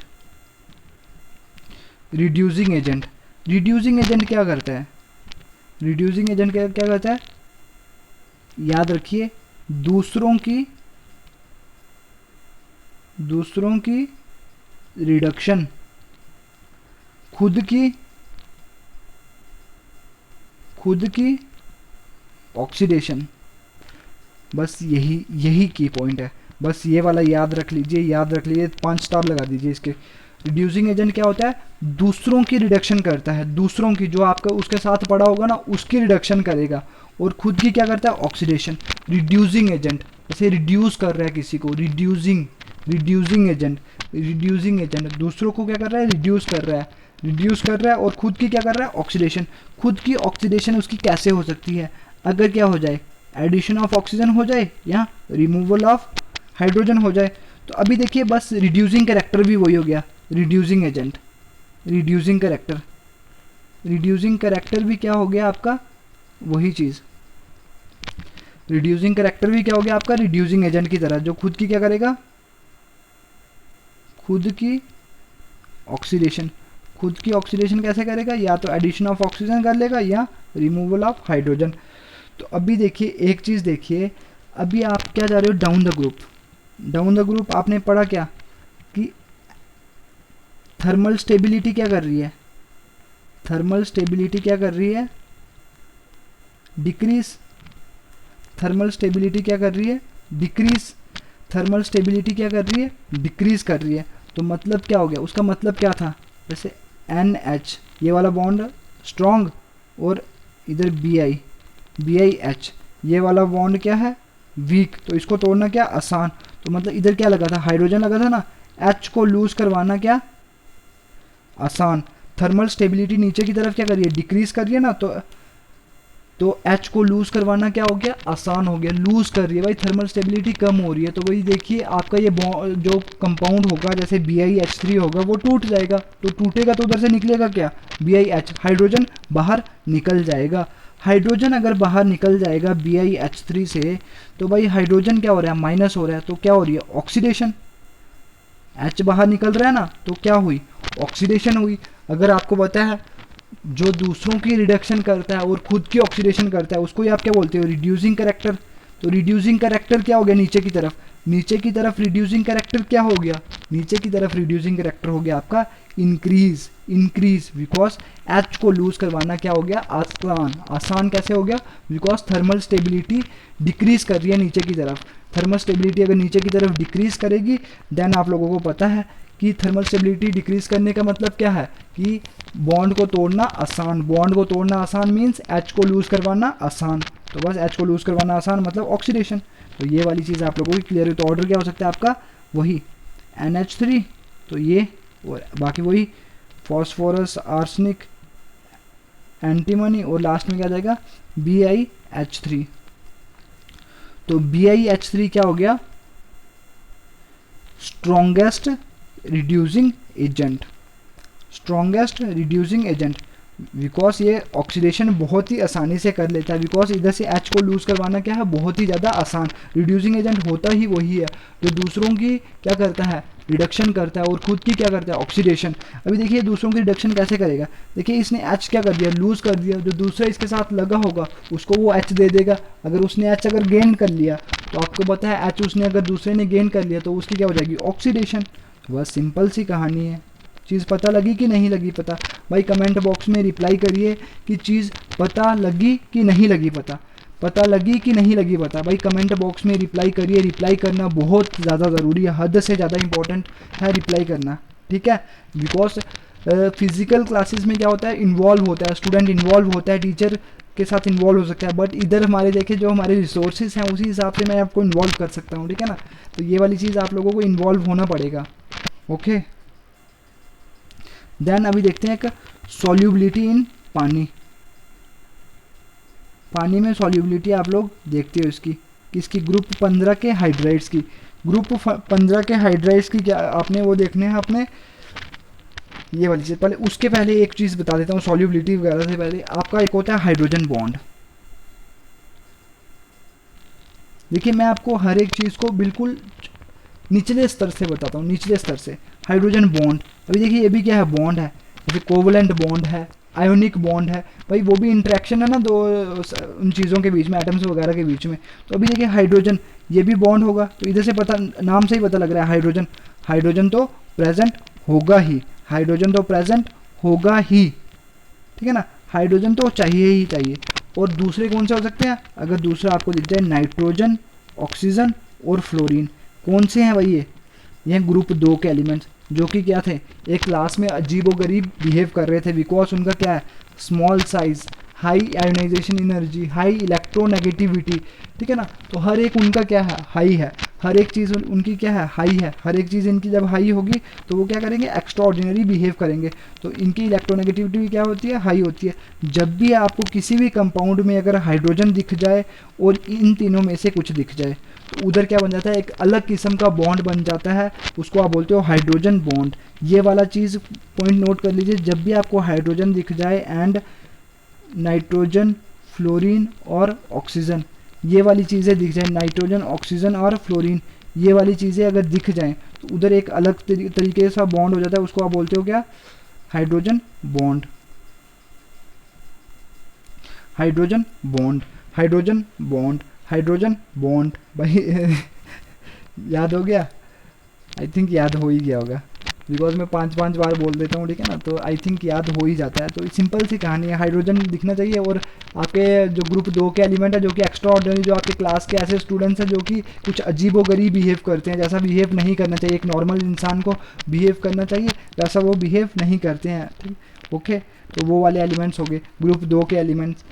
तो अभी देखिए इधर क्या सीन होंगे, जब भी आपका, अभी देखिए एक मैंने उधर आपको उस दिन बताई थी Van der Waals forces of attraction, Van der Waals forces of attraction, ये बताई थी। वंडरवॉल्स फोर्सेस ऑफ अट्रैक्शन मैंने आपको 3 फोर्सेस बताई थी, कौन सी, वही लंदन फोर्सेस बताई थी, डाइपोल डाइपोल बताई थी, एंड थर्ड बताई थी मैंने आपको induced dipole, induced dipole, dipole induced dipole forces बताई थी। और मैंने बताया था कि साइज अगर बढ़ जाए तो पोलराइजिबिलिटी क्या हो जाती है, बढ़ जाती है। पोलराइजिबिलिटी अगर बढ़ जाए तो उसकी वजह से क्या हो जाए, अच्छे से चीज़ अट्रैक्ट हो सकती है। तो आपकी ये स्टेट्स डिसाइड करते हैं, ठीक है ना, स्टेट्स डिसाइड करते हैं। जब एक चीज़, एक मॉलिक्यूल इधर पड़ा है, एक इधर मॉलिक्यूल पड़ा है, तो अगर अच्छे से अट्रैक्ट करेंगे तो एक दूसरे के पास आ रहे हैं तो आपके सॉलिड बन जाएगा, लिक्विड बन जाएगा। अगर दूर दूर होंगे तो उधर क्या हो जाएगा, गैस हो जाएंगे। तो ये वाली चीज़ें आप लोगों ने उधर पढ़ी थी। जैसे मैंने बताया था इंटरमोलिकुलर फोर्सेस ऑफ अट्रैक्शन अगर बढ़ जाएँ तो आपका क्या होता है, सॉलिड बनना स्टार्ट हो जाता है। तो ये वाली चीज़ हो जाता है। तो अभी देखिए इंटरमोली, जैसे ये वंडरवॉल्स फोर्सेस ऑफ अट्रैक्शन है, देखिए नोट कर लीजिए, ये हर एक चीज़ इंपॉर्टेंट आगे काम आना है। ये van der Waals forces of attraction, van der Waals forces of attraction से भी स्ट्रॉन्ग होता है कौन सा, हाइड्रोजन बॉन्ड। जिसमें अगर हाइड्रोजन बॉन्ड दिख जाए ना तो वो आपने समझ लेना है कि वंडरवॉल फोर्सेस ऑफ अट्रैक्शन से भी वो क्या है, स्ट्रॉन्ग है। ये वाली चीज़ आप लोग याद रख लीजिए कि hydrogen bond van der Waals forces of attraction से क्या है, स्ट्रॉन्ग है। वह hydrogen bond van der Waals forces of attraction से क्या है, स्ट्रॉन्ग है। तो ये वाली चीज़ आप लोग नोट कर लीजिए। तो अभी देखिए पहले मैं बता रहा था सॉल्युबिलिटी, सॉल्युबिलिटी इन पानी में आपने इसको पिघालना है, किसको, अमोनिया को, NH3 क्या होगा, पानी होगा। ये वाली चीज़ पानी होगा और ये वाली चीज़, अभी देखिए ऐसा ऐसा लिख लूँ मैं, इसको लिख सकता हूँ इसको NH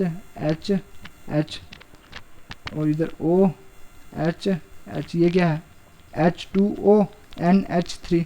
तो क्या हो गया, ये हाइड्रोजन है और ये क्या दिख रहा है, ऑक्सीजन। तो हाइड्रोजन बॉन्ड बन सकता है इधर से। तो बस भाई इधर इसकी वजह से क्या हो गया, हाइड्रोजन बॉन्ड की वजह से क्या हो गया, देखिए ये पानी के साथ मिल गया। पानी के साथ अगर मिल गया तो आप इधर समझ सकते हो कि अमोनिया क्या है, पानी में क्या है, सॉल्यूबल है।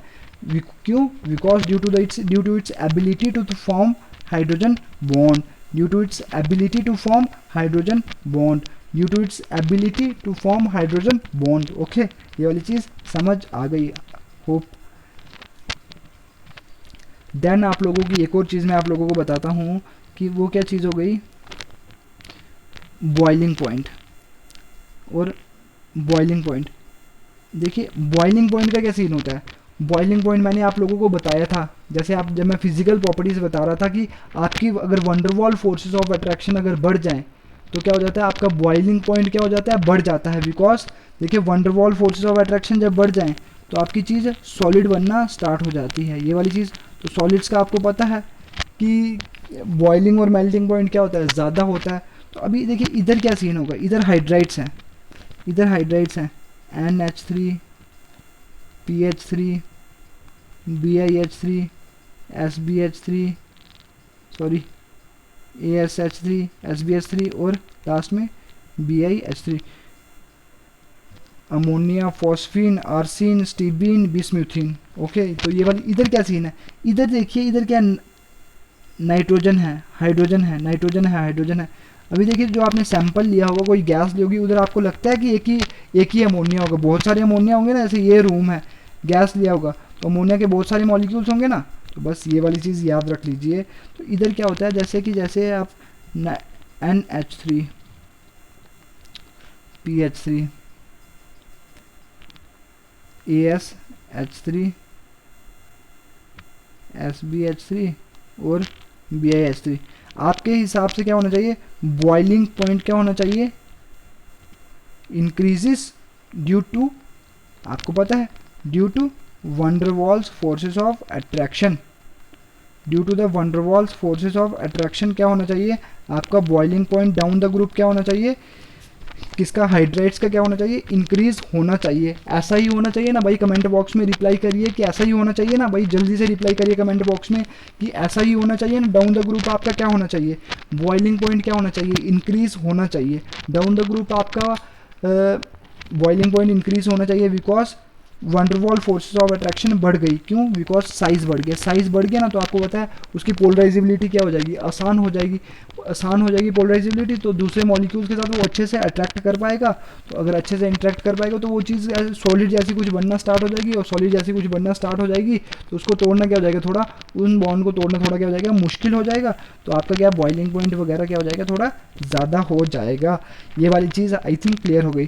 तो सबसे कम किसका होगा, इसका PS3, इसका भाई कमेंट बॉक्स में रिप्लाई करिए, मैं सही बोल रहा हूँ, बिल्कुल सही है ना भाई, जल्दी से रिप्लाई करिए कमेंट बॉक्स में, मैं बिल्कुल सही बोल रहा हूँ कि नहीं बोल रहा भाई, जल्दी से रिप्लाई करिए, जल्दी से रिप्लाई करिए कमेंट बॉक्स में, बहुत ही ज़्यादा ज़रूरी है रिप्लाई करना कमेंट बॉक्स में, जल्दी से रिप्लाई करिए। ओके, रिप्लाई करना बहुत ज़्यादा ज़रूरी है। ओके, अभी देखिए इधर क्या चीज़ हो गई, इधर क्या सीन हो गया, अभी देखिए क्या बता रहा था मैं, जो भूल ही गया। हाँ, मैंने क्या बोला, डाउन द ग्रुप क्या हो रहा है आपका, सबसे कम बॉइलिंग पॉइंट किसका होगा, इसका, और ऐसा ही कुछ होगा, है ना। तो ये वाली चीज़, अब देखिए मेल्टिंग पॉइंट में भी कुछ ऐसा ही होता है, उधर भी ऐसा ही वंडरवॉल फोर्सेस ऑफ अट्रैक्शन का सीन होता है, तो उधर भी कुछ ऐसा ही हो जाएगा। मेल्टिंग और बॉइलिंग पॉइंट को आपने अभी तक सिमिलर कंसिडर करा है, तो उधर भी वंडरवॉल फोर्सेस ऑफ अट्रैक्शन बढ़ जाएंगी। तो अमोनिया का सबसे कम और सबसे ज़्यादा किसका, उसका बिस्म्यूथीन का, BiSH3 का क्या हो जाएगा सबसे ज़्यादा मेल्टिंग पॉइंट, और बॉइलिंग पॉइंट भी क्या सबसे ज़्यादा। ऐसा होना चाहिए भाई, कमेंट बॉक्स में रिप्लाई ऐसा ही होना चाहिए ना भाई, बिकॉज मैंने आपको क्या बताया, वंडरवॉल फोर्सेस ऑफ अट्रैक्शन क्या होती हैं, वंडरवॉल फोर्सेस ऑफ अट्रैक्शन क्या होती है, इनमें ज़्यादा होती है। वंडरवॉल फोर्सेस ऑफ अट्रैक्शन क्या होती है, इनमें ज़्यादा होती है जब साइज़ बढ़ जाता है। तो भाई कमेंट बॉक्स में रिप्लाई करिए कि ऐसा ही होना चाहिए, ऐसा ही होना चाहिए। जल्दी से भाई क्विकली रिप्लाई करिए, क्विकली बहुत ही ज़्यादा ज़रूरी, बहुत ही ज़्यादा जल्दी रिप्लाई करिए, बिकॉज टाइम हमारे पास बहुत कम है, ठीक है ना। तो अभी देखिए इधर क्या सीन है, तो मैं आपको खुद ही बता देता हूँ, अगर आपने बताया होगा तो वेल एंड गुड, नहीं बताया होगा तो मैं बता देता हूँ। देखो ऊपर क्या है NH3, उधर भी क्या था NH3 बॉइलिंग पॉइंट के केस में। तो देखिए इधर N है, इधर क्या है H है, H है, H है, इस पे क्या होता है पार्शियल पॉजिटिव, नाइट्रोजन जो होगा पार्शियल नेगेटिव, इधर H H H ऐसे होगा ना, पार्शियल नेगेटिव पॉजिटिव। इधर हाइड्रोजन बॉन्ड बन सकता है भाई, ये हाइड्रोजन बॉन्ड बन गया, हाइड्रोजन बॉन्ड ही बना ना भाई। देखिए इधर मैंने क्या बोला था, हाइड्रोजन बॉन्ड बनने के लिए कंडीशंस, हाइड्रोजन चाहिए और नाइट्रोजन चाहिए, हाइड्रोजन चाहिए और क्या चाहिए, नाइट्रोजन, ऑक्सीजन और फ्लोरीन में से कुछ ना कुछ चाहिए। तो इधर क्या नाइट्रोजन आपको दिख गया, ऑक्सीजन और फ्लोरीन नहीं दिखा, बट एक तो दिख गया ना नाइट्रोजन, तो भाई हाइड्रोजन बॉन्ड बन गया। बना कि नहीं बना भाई, बन गया। तो अभी देखिए मैंने आपको अभी जस्ट अभी थोड़ी देर पहले मैंने आपको चीज़ बताई, हाइड्रोजन बॉन्ड क्या होता है कंपैरेटिवली स्ट्रॉन्ग होता है किससे, वंडरवॉल फोर्सेस ऑफ अट्रैक्शन से। तो क्या हो जाएगा आपका इधर सिस्टम खराब हो जाएगा, आपका सिस्टम खराब क्या हो जाएगा कि जो आपका होना चाहिए था आपका ये order NH3 PH3 ASH3 SBH3 BiH3, but हो क्या जाता है, हो जाता है ये वाला ऑर्डर PiH3 ASH3 और ये आ जाता है इधर बीच में NH3 इधर आ गया भाई। ये बहुत ज़्यादा इंपॉर्टेंट चीज़ है, हद से ज़्यादा इंपॉर्टेंट चीज़ है, नोट कर लो। और पता नहीं है कितनी बार नीट में आ चुकी है ये सवाल, पता नहीं हज़ारों बार ये नीट में सवाल आ चुका है भाई, नीट जेई वगैरह में ये सवाल आ चुका है बहुत बार ये सवाल आ चुका है। बिकॉज वो पूछती है ऐसी चीज़ें, ये तो सभी को पता होगा कि इंटरमॉलिक्यूलर फोर्सेस ऑफ अट्रैक्शन बढ़ जानी है तो ये वाली चीज़, बट ये थोड़ी ना पता होगा किसी को। तो बस ये वाली चीज़ है कि देखिए इसमें क्या है, हाइड्रोजन बॉन्ड है, हाइड्रोजन बॉन्ड की वजह से वो क्या कहाँ पे आ गया, इधर आ गया। हाइड्रोजन बॉन्ड की वजह से वो कहाँ पे आ गया, इधर आ गया, कि इसका मेल्टिंग पॉइंट फॉस्फीन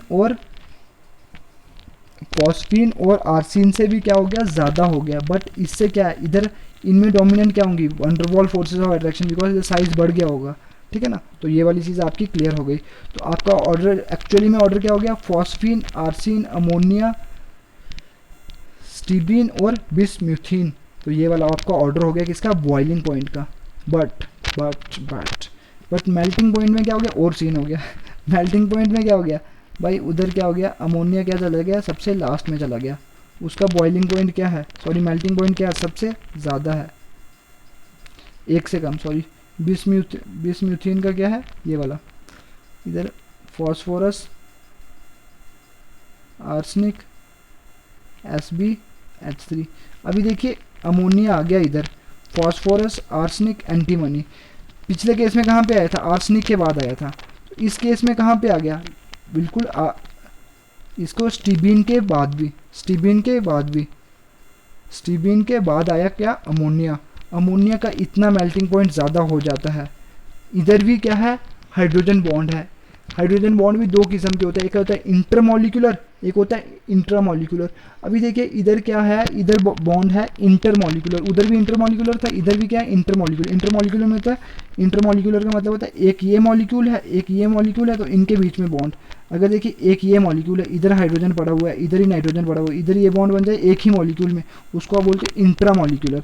अगर दो अलग अलग मॉलिक्यूल्स के बीच में बने तो उसको आप बोलते हो इंटर मॉलिक्यूलर हाइड्रोजन बॉन्ड। तो ये वाली चीज़।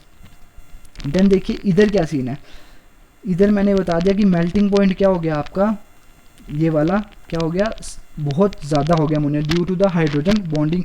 और एक और इधर क्या कर लीजिए, एक और इधर रीज़न नोट कर लीजिए,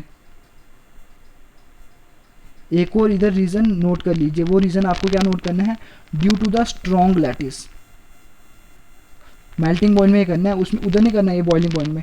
due to the strong lattice, LATTISE, due to the strong lattice, due to symmetry, due to the strong lattice, due to symmetry. अभी देखिए इसका पता क्या मतलब होता है, इसका मतलब है जब देखिए आपको सॉलिड से लेके, सॉलिड से अगर आपको सॉलिड से लिक्विड बनाना हो, मेल्टिंग पॉइंट में आप यही करते हो ना, सॉलिड से क्या बनाते हो, लिक्विड, सॉलिड से क्या बनाते हो, लिक्विड। मेल्ट तभी होती है ना जिस सॉलिड से लिक्विड बना देते हैं। तो अभी देखिए सॉलिड का कोई ठीक ठाक पैकिंग होती है, जैसे मॉलिक्यूल्स होते हैं उनके पैक्ड होने का अलग अलग तरीका होता है, जैसे एटम्स होते हैं अलग अलग अच्छे अच्छे तरीके से पैक होते हैं, तो उनकी जो पैकिंग का तरीका है वो बहुत ही ज़्यादा स्ट्रॉन्ग है, बहुत ही अच्छे अच्छे तरीके से जुड़ा हुआ है, मतलब अच्छा पैकिंग है। एक देखिए ऑर्डर्ड मैनर में वो पैकिंग की हुई है। जैसे एक एग्जांपल ले लीजिए भाई, देखिए एक जो आपका कोई ईंटें पड़ी हुई हैं, एक तो ऐसे रैंडमली पड़ी हुई हैं, तो उनको आराम से बंदा क्या कर सकता है, आराम से बंदा क्या कर सकता है उधर बिखेर सकता है, बिखेर सकता है, मतलब धक्का दुक्का लगा है तो ऐसे ही बिखेर सकता है, ठीक है ना। बट अगर कोई अच्छे से वो हो, पैकिंग वगैरह हो, अच्छे से एक दूसरे के ऊपर पूरे अच्छे से दिखाया हो, तो इतने अच्छे से गिरा वो नहीं पाएगा। तो बस यही चीज़ है कि अच्छे से अगर मॉलिक्यूल्स की पैकिंग हो तो उनमें क्या हो जाएगा, थोड़े बॉन्ड्स क्या हो जाएंगे, एक दूसरे से स्ट्रॉन्गली बॉन्ड होंगे, बॉन्ड्स क्या एक दूसरे से एटम्स क्या होंगे, स्ट्रॉन्गली जुड़े होंगे, तो उसकी वजह से उसको तोड़ना क्या होगा, थोड़ा मुश्किल हो जाएगा। तो ये वाला फैक्टर भी आ जाता है, ठीक है ना। अमोनिया के केस में हाइड्रोजन बॉन्ड तो आता ही है, बट ये वाला चीज़ भी आ जाता है, strong lattice due to the symmetry. ये वाली चीज़ स्ट्रॉन्ग लैटिस मतलब उसमें पैकिंग बहुत ही तगड़ी होती है due to the symmetry. Symmetry means बहुत ही सिमिट्रिकल मैनर में पैक करने से, ये अच्छे अच्छे तरीके से पैक करना। तो ये वाली चीज़ हो गई। जैसे ह्यूमंस आर बायोलेटरली सिमेट्रिकल, आप में भी क्या सिमेट्री है, बीच से काटो तो बराबर हिस्से बनते हैं, वैसे ही उधर क्या जो मॉलिक्यूल होगा उधर भी क्या होगी, सिमेट्री होगी। कहीं बीच से काटोगे, साइड से काटोगे, जैसे मर्जी काटोगे, तो अलग अलग तरीके से काटोगे तो आपको क्या होना है, एक बहुत ही अच्छा आपका पैकिंग होनी है। तो बस उसके कारण ये वाला मैंने उधर नोट्स में नहीं लिखा है, तो ये वाला पॉइंट आप उधर नोट कर लेना। कोई strong lattice due to symmetry, strong lattice due to symmetry and intermolecular hydrogen bonding दिया होगा मैंने, ठीक है ना। तो ये वाली चीज़ आप लोगों ने नोट कर लेनी है किसमें, मेल्टिंग पॉइंट के केस में। और ये हद से ज़्यादा इंपॉर्टेंट है जो मैंने मेल्टिंग और बॉइलिंग पॉइंट बताया ना। तो मेल्टिंग पॉइंट में क्या है, इधर फॉस्फीन आर्सिन, तो इधर क्या NH3 और इधर क्या SbH3 और लास्ट में BiH3। तो इधर क्या PaH3 ASH3 और इधर क्या SbH3 और इधर आता है क्या अमोनिया और लास्ट में क्या बिस्म्यूथिन। ओके, तो ये वाली चीज़ आपने मेल्टिंग और बॉइलिंग पॉइंट की मैंने कहानी आप लोगों को बताई। भाई कमेंट बॉक्स में रिप्लाई करिए कि चीज़ समझ आ रही है कि नहीं आ रही है। हाइड्रेट्स आप सभी लोगों के क्लियर हुए कि नहीं हुए, भाई बताइए मेरे को, हाइड्रेट्स क्लियर हुए कि नहीं हुए, हाइड्रेट्स क्लियर हुए कि नहीं हुए। भाई जल्दी से रिप्लाई करिए कमेंट बॉक्स में कि हाइड्रेट्स आप लोगों के क्लियर हुए कि नहीं हुए। अगर क्लियर हुए तो गुड। ओके, तो अभी देखते हैं हम एक और, मैंने बोला था सेकंड टाइप की रिएक्शन। हाइड्रेट्स आपके खत्म हो गए, रिएक्शंस विद ऑक्सीजन। अभी देखिए ऑक्सीजन के साथ जब रिएक्शन करते हैं ग्रुप 15 के एलिमेंट्स, आपको पता है ऑक्सीजन के ऊपर क्या होता है, चार्ज क्या होता है -2, ठीक है ना। ऑक्सीजन के साथ जैसे क्या बन सकता है, जैसे इधर N2 होगा और ऑक्सीजन के साथ रिएक्शन कर गया तो आपका क्या बन गया, नाइट्रोजन के ऑक्साइड्स। वो कितने बनते हैं, 5 बनते हैं, +1 से लेके +5 तक ये वाले बनते हैं ना नाइट्रोजन के ऑक्साइड्स। बट अगर फॉस्फोरस होगा, P4 होता है ना, अगर ये ऑक्सीजन के साथ रिएक्शन करेगा, तो मैंने आपको एक ये वाली रिएक्शन कर भी ली है, P4O10, ये वाली चीज़ उधर बनाई थी ना। तो बस ये वाले आपके ऑक्साइड्स अगर और हो, अगर थोड़ा एक्सेस में ऑक्सीजन हो प्रेजेंट, तो आपका बन जाता है P2O6। अगर ये लेस क्वांटिटी में हो तब ये वाला बनता है, ये अगर ज़्यादा क्वांटिटी में हो, ऊपर वाले में ऑक्सीजन अगर ज़्यादा क्वांटिटी में हो तो P4O10 बनता है, अगर ये लेस हो तो P2O6 बनता है। P2O6 नहीं, P4O6। ओके, P4O6 क्या बनता है, P4O6 और इधर क्या बनता है P4O10। अभी मैं आपको बताता हूँ इधर क्या कहानी है, बस इतनी सी चीज़ बताऊँगा आपको कि अभी देखिए जैसे आर्सनिक हो गया, इधर कुछ होता होगा, ठीक है ना, 4 2 जो मर्जी, इसका बनेगा ArAs2O5 या AS2O3, मतलब दो किस्म के इसके ऑक्साइड्स बनते हैं, दो किस्म के इसके ऑक्साइड्स बनते हैं। आपको होता है ऑक्सीजन के ऊपर तो हमेशा नेगेटिव 2 चार्ज होता है, -2 चार्ज होता है। तो अभी देखिए जैसे इधर मैंने ले लिया ये ग्रुप 15 का एलिमेंट, एक तो इधर बन सकता है E2O3 या तो E2O5। इसका क्या कहानी है भाई, इधर E पता क्या हो सकता है, E हो सकता है इधर नाइट्रोजन, फॉस्फोरस, आर्सेनिक, एंटीमनी और बिस्मथ, ये वाली चीज़। E इधर ये वाली चीज़ हो सकती है, नाइट्रोजन हो सकता है, फॉस्फोरस हो सकता है, आर्सेनिक हो सकता है, एंटीमनी हो सकता है और बिस्मथ हो सकता है। तो ये वाली चीज़ मैंने आप लोगों को बता दी, ये ऑक्साइड्स की कहानी है। अभी देखिए ये कैसे बना, E2O3 और E की जगह क्या, जैसे ये वाली चीज़ मैंने बता दी, E2O3 और E2O5। मैंने आपको बताया था कि oxidation states, positive oxidation states कौन कौन सी होती हैं, +3 वाली होती हैं और +5 वाली होती हैं, ग्रुप 15 की ऑक्सीडेशन स्टेट्स। अभी देखिए ऑक्सीडेशन स्टेट्स का आपको पता नहीं होता तो ये वाला आप चीज़ नहीं कर पाते। जैसे E के ऊपर चार्ज कितना होगा, -3, तो ऑक्सीजन के ऊपर तो क्या होता है -2 हमेशा, तो ये इसके चरणों में, ये उसके चरणों में, तो क्या हो जाएगा, E के चरणों में आ जाएगा 2 और ऑक्सीजन के चरणों में आ जाएगा इसका ये वाला 3, तो क्या हो जाएगा E2O3, ये बना ना। E2O5 कैसे बना, जैसे +5 ऑक्सीडेशन स्टेट होती है ना, समझो इसकी ग्रुप 15 के एलिमेंट्स की, ये ग्रुप 15 का एलिमेंट है कोई भी, तो इधर क्या हो जाएगा O-2, तो क्या बन जाएगा ये इसके चरणों में, ये उसके चरणों में, तो E2O5। तो बस इस किस्म के आपके क्या बन सकते हैं, ऑक्साइड्स आपके बन सकते हैं। ओके, तो ये वाली चीज़ आप लोगों की क्लियर हो गई। अभी आपको पता है कि जो ऊपर वाले हैं, ऊपर क्या है, नाइट्रोजन है, फॉस्फोरस है, आर्सेनिक है, एंटीमनी है और बिस्मथ है। ये वाली चीज़ तो आपको पता ही है, ये वाली चीज़ आई थिंक आप लोगों को पता ही। और आपको पता है ये क्या, नाइट्रोजन फॉस्फोरस क्या है, नॉन मेटल्स हैं। और नॉन मेटल्स के ऑक्साइड्स क्या होते हैं भाई, रिप्लाई करिए जल्दी से, नॉन मेटल्स के ऑक्साइड्स क्या होते हैं भाई, जल्दी से रिप्लाई करिए कि नॉन मेटल्स के ऑक्साइड्स क्या होते हैं भाई, जल्दी से रिप्लाई करिए कि नॉन मेटल्स के ऑक्साइड्स क्या होते हैं। और ये क्या है, मेटलॉइड्स हैं, तो इनके ऑक्साइड्स क्या होते हैं, मेटलॉइड्स के ऑक्साइड्स METALLOIDS। और ये क्या है, मेटल के ऑक्साइड्स क्या होते हैं। अभी देखिए ये वाली चीज़ आप लोगों ने पढ़ी होगी, बहुत ही अच्छे तरीके से पढ़ी होगी। नॉन मेटल्स के ऑक्साइड्स क्या होते हैं आपके भाई, एसिडिक होते हैं। मेटलॉइड्स के ऑक्साइड्स क्या होते हैं, एम्फोटेरिक होते हैं, जो कि एसिडिक बिहेवियर भी शो करते हैं और बेसिक बिहेवियर भी शो करते हैं।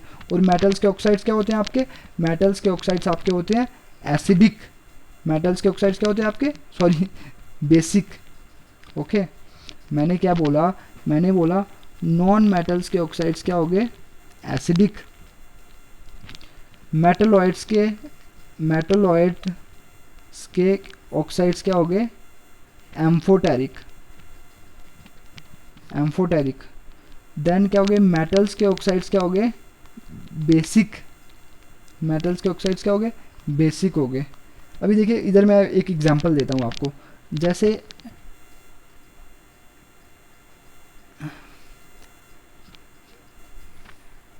ये डालते हैं भाई CO2, कार्बन क्या है, नॉन मेटल है, तो इसको मैंने डाल दिया पानी में, तो क्या बन गया H2CO3। तो सीधा मैंने इसको पानी में डाला, पानी न्यूट्रल है, तो भाई इसका क्या बन गया, कार्बोनिक एसिड, तो एसिड बन गया ना। तो भाई आपको नहीं लगता कि नॉन मेटल्स के ये क्या, नॉन मेटल्स का ऑक्साइड क्या हो गया, एसिडिक हो गया। तो देख SO2 एक एग्जांपल ली, तो इसमें भी डाल दिया मैंने क्या, पानी, तो इधर बन गया H2SO3। भाई ये भी सल्फ्यूरस एसिड होता है, सल्फ्यूरिक होता है। अगर SO3 इधर मैं ले लूँ, SO3 ले लिया, तो इधर क्या हो गया, सल्फ्यूरिक एसिड, तो भाई सल्फ्यूरिक एसिड बन गया। तो ये क्या था, सल्फर क्या है, नॉन मेटल, आपने पढ़ा है ना अभी, देखिए ऑक्सीजन सल्फर, तो ये क्या, नॉन मेटल्स के ऑक्साइड है, उसको पानी में डाला तो क्या बन गया मेरा भाई, वही एसिड। तो दैट्स वाई नॉन मेटल्स के ऑक्साइड्स क्या होते हैं, एसिडिक होते हैं, और वो उसके क्या होते हैं, बेसिक होते हैं। तो आप बोल सकते हो कि ऊपर क्या हो गया, एसिडिक, जो ऑक्साइड्स का एसिडिक करेक्टर होगा वो decreases down the group. Oxides का जो क्या है एसिडिक करेक्टर, वो क्या करता है, डिक्रीजेस डाउन द ग्रुप। और अगर और बेसिक क्या होगा, basic increases down the group. Simple सी कहानी है, बेसिक क्या करेगा, increases down the group. Okay, तो ये वाली चीज़। देन आप लोगों को एक और चीज़ मैं बताता हूँ कि अगर हाइयर ऑक्सीडेशन स्टेट में अगर क्या होगा, हाइयर ऑक्सीडेशन स्टेट में जो क्या होगा, जैसे E+5, जैसे P+5, P+5 में अगर कोई भी अगर आपका ऑक्साइड बना होगा ना, जैसे P2O5, P2O5 जैसा होगा ना, तो ये क्या होगा, एसिडिक होगा। एसिडिक होगा क्यों, बिकॉज क्या, higher oxidation state, higher oxidation state, higher oxidation state की वजह से वो क्या हो गया, एसिडिक कैसे हो गया, बिकॉज हाइयर ऑक्सीडेशन स्टेट। तो ये क्या बन जाएगा, लुईस एसिड। लुईस एसिड क्या होता है, उसमें इलेक्ट्रॉन की क्या होती है, डेफिशिएंसी। तो देखिए इधर P+5 है, इलेक्ट्रॉन की कितनी कमी होगी, +5 की कमी हो गई। तो भाई ये आपको नहीं लगता ये एसिड हो गया, तो लुईस एसिड हो गया। तो क्या हो गया, जिसमें क्या हो गया, हाइयर ऑक्सीडेशन स्टेट होगी, तो वो क्या हो गया, आपको उसमें इलेक्ट्रॉन की डेफिशिएंसी होगी। इलेक्ट्रॉन की अगर डेफिशिएंसी होगी देन क्या हो गया, वो आपका लुईस एसिड हो गया। देन आप लोगों को मैं बताता हूँ कि ये वाला इसकी कहानी हो गई। और नाइट्रोजन क्या है आपको पता है, ऑक्सीजन के साथ कंबाइन करता है तो वैरायटी ऑफ ऑक्साइड्स बनाता है फ्रॉम +1 to +5। इनकी हमने डिटेलिंग करनी है कल, ठीक है ना।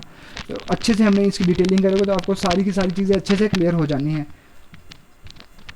बस इतनी सी चीज़ याद रख लीजिए कि एक कौन कौन से फॉर्म के ऑक्साइड्स बनाते हैं, E2O3 और E2O5 because of +3 oxidation state and the +5 oxidation states. और एसिडिक करेक्टर के बारे में जान लेना है आपने।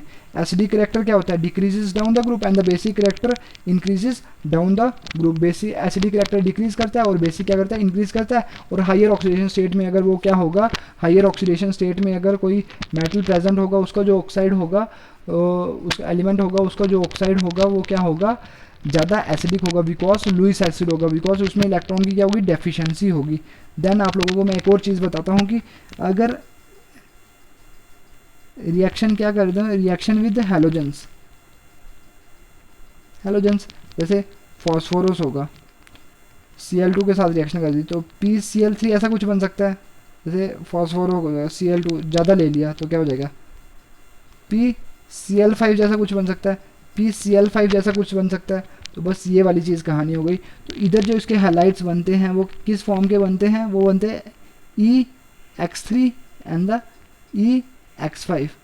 अभी इधर देखिए ये कैसे बना, E क्या हो गया, वही nitrogen, phosphorus, arsenic, antimony, bismuth. तो अभी देखिए X, हेलोजन के ऊपर आपको पता है हमेशा -1 चार्ज होता है। हेलोजन के ऊपर हमेशा -1 चार्ज होता है। हेलोजन के ऊपर क्या होता है, हमेशा -1 चार्ज होता है। तो अभी देखिए इसके ऊपर क्या हो गया, या तो +3 हो सकता है या तो -1। तो अभी देखिए ये इसके चरणों में, ये उसके चरणों में, तो क्या हो जाएगा EX3। या तो +5 भी हो सकता है, E+5 और X, तो क्या हो जाएगा EX5। तो इस 5 के इस टाइप के आपके वो क्या बनते हैं, हलाइड्स बनते हैं, जैसे EX3 और EX5, ये वाली चीज़। और आपको ये चीज़ पता है जैसे NCl3 बन सकता है, NCl5 बन सकता है। भाई मेरे को एक चीज़ कमेंट बॉक्स में रिप्लाई करिए कि NCl5 बन सकता है कि नहीं बन सकता है। भाई जल्दी से रिप्लाई करिए, इसको रिप्लाई करना बहुत ज़्यादा ज़रूरी है कि NCl5 बन सकता है कि नहीं बन सकता, NCl5 बन सकता है कि नहीं बन सकता। भाई जल्दी से रिप्लाई करिए कमेंट बॉक्स में कि NCl5 पॉसिबल है कि नहीं है, NCl5 पॉसिबल है कि नहीं है। भाई जल्दी से, ये पॉसिबल नहीं है बिकॉज इधर क्या है, Cl है, ये क्या है, मोनोवेलेंट एटम है। Cl क्या है, मोनोवेलेंट है बिकॉज इसकी वैलेंसी क्या है, -1। तो भाई नाइट्रोजन क्या करता है, नाइट्रोजन कितने तक वैलेंसी शो कर सकता है, पेंटा वैलेंसी शो नहीं करता है, ओनली 3 और 4 तक वैलेंसी शो करवाता है। बट इधर क्या, NCl5 लगा दिया बिकॉज उसके पास क्या है, वेकेंट डी ऑर्बिटल की क्या है, एब्सेंस है। वेकेंट डी ऑर्बिटल एब्सेंस होने की वजह से वो क्या करता है, ये वाली चीज़ शो नहीं करता है। देन एक आपने उधर लिखा होगा EX3 में क्या लिखा होगा और EX5 में क्या लिखा होगा। EX5 में ओनली क्या होता है, फॉस्फोरस, आर्सेनिक और एंटीमनी। ये वाली इंपॉर्टेंट पॉइंट है, ठीक है ना, फॉस्फोरस, आर्सेनिक और एंटीमनी। EX3 सारे बना सकते हैं, nitrogen, phosphorus, arsenic, antimony, bismuth, ये सारे के सारे बना सकते हैं। बट ये क्या हो गया, EX5 ओनली कौन से बनाते हैं, फॉस्फोरस, आर्सेनिक और ये वाला आर्सेनिक और एंटीमनी। ये क्यों? बिकॉज आपको पता है नाइट्रोजन की तो मैंने कहानी बता दी, वो क्यों नहीं बताता ये वाला पेंटावेलेंट, बिकॉज वो उसमें वेकेंट डी ऑर्बिटल प्रेजेंट नहीं है। बट बिस्मथ क्यों नहीं बनाता? बिकॉज बिस्मथ की +5 ऑक्सीजन स्टेट स्टेबल ही नहीं है। स्टेबल क्यों नहीं है? बिकॉज स्टेबल क्यों नहीं है? बिकॉज क्यों नहीं है? बिकॉज ये वाली चीज़ आई थिंक मैंने स्किप करी है कि BiF +5 ऑक्सीजन स्टेबल नहीं है because of the inert pair effect. Bi+3 stable है। ओके, तो दैट्स वाई इधर मैंने Bi नहीं लिखा है, बट एक कंपाउंड फिर भी पाया जाता है, मैंने पीछे नहीं बताया, उसका नाम है BiF5। ये वाला एक कंपाउंड पाया जाता है, एक वाला जो ओनली एक बिस्मथ का एक ही इकलौता कंपाउंड है जो कि +5 ऑक्सीडेशन स्टेट में पाया जाता है, उसका नाम है BiF5। BiF5 ये वाला एक्सेप्शन है। एक्सेप्शंस को बेटा मैंने बोला है हमेशा अच्छे तरीके से याद करना है आप लोगों को, ठीक है ना। एक्सेप्शंस बहुत ही ज़्यादा ज़रूरी होती हैं। देन आप लोगों को मैं एक चीज़ बताता हूँ कि ये वाली चीज़ मैंने बता दी कि EX5 इधर क्या हो सकता है, नाइट्रोजन भी नहीं हो सकता और बिस्मथ भी नहीं हो सकता। बिस्मथ क्यों नहीं हो सकता? बिकॉज उसका +5 oxygen state down the group क्या होता है, डिक्रीज कर जाता है because of the inert pair effect. और इसकी क्या है, नाइट्रोजन का क्यों नहीं? बिकॉज इसकी पेंटावेलेंसी नहीं होती, because of the vacant D orbital इसके पास प्रेजेंट नहीं है। तो अभी देखिए एक और चीज़ थी, मैंने क्या बताया था, EX3 +3 ऑक्सीडेशन स्टेट में कोवलेंट कंपाउंड्स भी बनते थे और कौन से बनते थे, आयोनिक भी बनते थे। जब मैं आपको ऑक्सीडेशन स्टेट करवा रहा था तब मैंने उधर चीज़ करवाई थी, मैंने बोला था बेटा मैं बेवकूफ़ नहीं हूँ, बेवकूफ़ मैं नहीं हूँ, मेरे को पता है आगे ये चीज़ यूज़ होनी है, आगे ये चीज़ यूज़ होनी है। दैट्स वाई मैंने उस टाइम आपको ये चीज़ करवाई थी। थोड़ा सा रह चुका है, थोड़ा सा पेशेंस रखिए और जल्दी से ये ख़त्म हो जाएगा, ठीक है ना। तो ये वाली चीज़ मैंने क्या बोला था कि जितने भी ट्राई हेलाइट्स हैं ना, जितने भी ट्राई हेलाइट्स हैं, जितने भी ट्राई हेलाइट्स हैं ना, किसके, ग्रुप 15 के, जितने भी ट्राई हेलाइट्स हैं ग्रुप 15 के, जैसे नाइट्रोजन हो, फास्फोरस हो, आर्सेनिक हो, एंटीमनी हो, बिस्मथ हो, जितने भी हैं सारे के सारे क्या हैं, स्टेबल हैं। जितने भी हैं ना सारे के सारे क्या हैं, स्टेबल हैं, एक्सेप्ट नाइट्रोजन। नाइट्रोजन के स्टेबल नहीं है, नाइट्रोजन के स्टेबल नहीं है, नाइट्रोजन के स्टेबल नहीं है। जितने भी ट्राई हेलाइट्स हैं ग्रुप 15 के वो सारे के सारे स्टेबल, जितने भी मैंने क्या बोला, जितने भी ट्राई हेलाइट्स हैं ग्रुप 15 एलिमेंट्स के वो सारे के सारे क्या हैं, स्टेबल हैं, एक्सेप्ट किसके छोड़ के, नाइट्रोजन के, एक्सेप्ट नाइट्रोजन के। सिर्फ उसका सिर्फ एक ही स्टेबल पाया जाता है, वो क्या है, NF3, ओनली स्टेबल NF3, यही स्टेबल उसका पाया जाता है, ठीक है ना। स्टेबल ट्राईहेलाइड पाया जाता है किसका, नाइट्रोजन का। ये एक्सेप्शंस को मैंने बार बार बोल रहा हूँ, बहुत ही अच्छे तरीके से याद करनी होती है आपको एक्सेप्शंस, ठीक है ना। NF3 क्या हो गया आपका, क्या हो गया, एक्सेप्शन हो गया। मतलब मैंने क्या बोला, जितने भी ट्राईहेलाइड्स हैं, जितने भी ट्राईहेलाइड्स हैं वो सारे के सारे पाए जाते हैं ग्रुप 15 के, एक्सेप्ट नाइट्रोजन के। नाइट्रोजन का सिर्फ एक ही पाया जाता है, उसका नाम क्या है, NF3। और ये पाया क्यों जाता है, बिकॉज देखिए नाइट्रोजन का साइज़ भी, ये भी ग्रुप 2 का एलिमेंट है, ये भी ग्रुप 2 का एलिमेंट है, इन दोनों का क्या है, साइज़ क्या है, छोटा है। सिमिलर साइज़ होने की वजह से इसका क्या है, ये बॉन्ड अच्छे तरीके से बन सकता है, ये बॉन्ड अच्छे तरीके से बन सकता है बिकॉज इनका सिमिलर साइज़ है, सिमिलर साइज़ होने की वजह से ये अच्छे से बॉन्ड बन सकता है। और मैंने एक और चीज़ बताई थी आपको कि पेंटाहेलाइड्स क्या होते हैं, सारे के सारे क्या होते हैं, कोवलेंट होते हैं, कोवलेंट होते हैं। आयोनिक क्यों नहीं होते, बिकॉज 5 इलेक्ट्रॉन को लूज़ करवाना क्या है, बहुत ही ज़्यादा डिफिकल्ट। और एक ट्राईहेलाइड की दोबारा से बात, ट्राईहेलाइड मैंने क्या बोला था, वो कोवलेंट भी हो सकते हैं और आयोनिक भी हो सकते हैं। और मैंने क्या बोला था कि जैसे ये वाला है, जो नीचे वाला होगा ना, नीचे वाले मीन्स नीचे वाले आपको होता है मेटालिक करैक्टर, उधर क्या हो जाता है, बढ़ जाता है नीचे वाले के केस में। जैसे बिस्मथ के केस में क्या हो जाएगा, मेटालिक करैक्टर क्या हो जाएगा, बढ़ जाएगा। बिस्मथ के केस मेटालिक करैक्टर, तो इधर क्या Bi+3 की फॉर्म में वो एग्जिस्ट करेगा, इसकी फॉर्म में एग्जिस्ट करेगा और फ्लोरीन के साथ इसको रिएक्ट कर जाए तो इधर क्या हो जाएगा, आयोनिक बॉन्ड बन जाएगा। तो सारे के सारे कोवलेंट बॉन्ड बनाते हैं एक्सेप्ट जो नीचे वाले हैं, एक्सेप्ट जैसे BiF3, ये एग्जांपल हो गई, ये भी एक एक्सेप्शन हो गई। ये देखिए ये एक्सेप्शंस है, बहुत 2-3 मैंने एक्सेप्शंस अभी बताई, ये बहुत ज़्यादा इंपॉर्टेंट है। जैसे मैंने क्या बोला, पेंटाहेलाइड्स क्या होता है, मैक्सिमम क्या होते हैं, कोवलेंट होते हैं, सारे के सारे क्या कोवलेंट होते हैं। और +5 ऑक्सीडेशन स्टेट क्या करते हैं, नाइट्रोजन क्यों शो नहीं करते और फॉस्फोरस बिस्मथ क्यों शो नहीं करता। इसका बिकॉज नाइट्रोजन इसलिए शो नहीं करता बिकॉज इसका क्या है, पेंटावेलेंसी नहीं है, बिकॉज इसमें वेकेंट डी ऑर्बिटल प्रेजेंट नहीं है, और इधर क्या, due to the inert pair effect. But फिर भी एक इसका स्टेबल कंपाउंड पाया जाता है, उसका नाम क्या है, BiF5, ये वाली चीज़। देन मैंने क्या बोला, ट्राई हेलाइट्स। ट्राई हेलाइट्स जितने भी हैं ग्रुप 15 एलिमेंट्स के वो एग्जिस्ट करते हैं except those of nitrogen. Nitrogen का सिर्फ एक ही है, वो कौन सा, NF3। NF3 ही ट्राई हेलाइड है जो प्रेजेंट करते हैं। जैसे NCl3 ये वाले जो होते हैं, NCl3 NBr3, ये क्या अनस्टेबल एक्सप्लोजिव होते हैं, धमाका हो जाता है। अगर आपको ये लिए हो ना तो ये इधर से क्या हो जाता है, धमाका हो जाता है। तो ये वाली चीज़ हो गई। देन आप लोगों को मैं चीज़ बताता हूँ कि, और फिर मैंने बताया जितने होते हैं वो सारे के सारे ट्राई हेलाइड्स क्या होते हैं, कोवलेंट होते हैं, एक्सेप्ट जो आपके नीचे वाले होते हैं। जैसे हो गया कभी कभी एंटीमनी भी वो बनाने लग पड़ता है, आयोनिक कभी कभी बिस्मथ तो बनाएगा ही, वही कोवलेंट एक्सेप्शन है। तो बस ये वाली चीज़ हो गई। आई थिंक सारी की सारी चीज़ें आप लोगों को क्लियर हो गई। और मेरे को एक चीज़ बताइए कि लास्ट में प्रेजेंट कौन कौन है। अभी देखिए प्रेजेंट कौन कौन है, वही जल्दी से रिप्लाई करिए कि प्रेजेंट कौन कौन है, प्रेजेंट कौन कौन है जल्दी से। लास्ट सर्वाइवल जो इतनी देर तक सर्वाइव करा, वो सिंसियर बच्चा होगा, वो बोर्ड में बहुत ही अच्छे तरीके से परफॉर्म करेगा। वही जल्दी से अपने आप के लिए क्लैपिंग कर लीजिए, वही जो लास्ट सर्वाइवल होगा। ओके, तो ये वाली चीज़। Okay, thank you.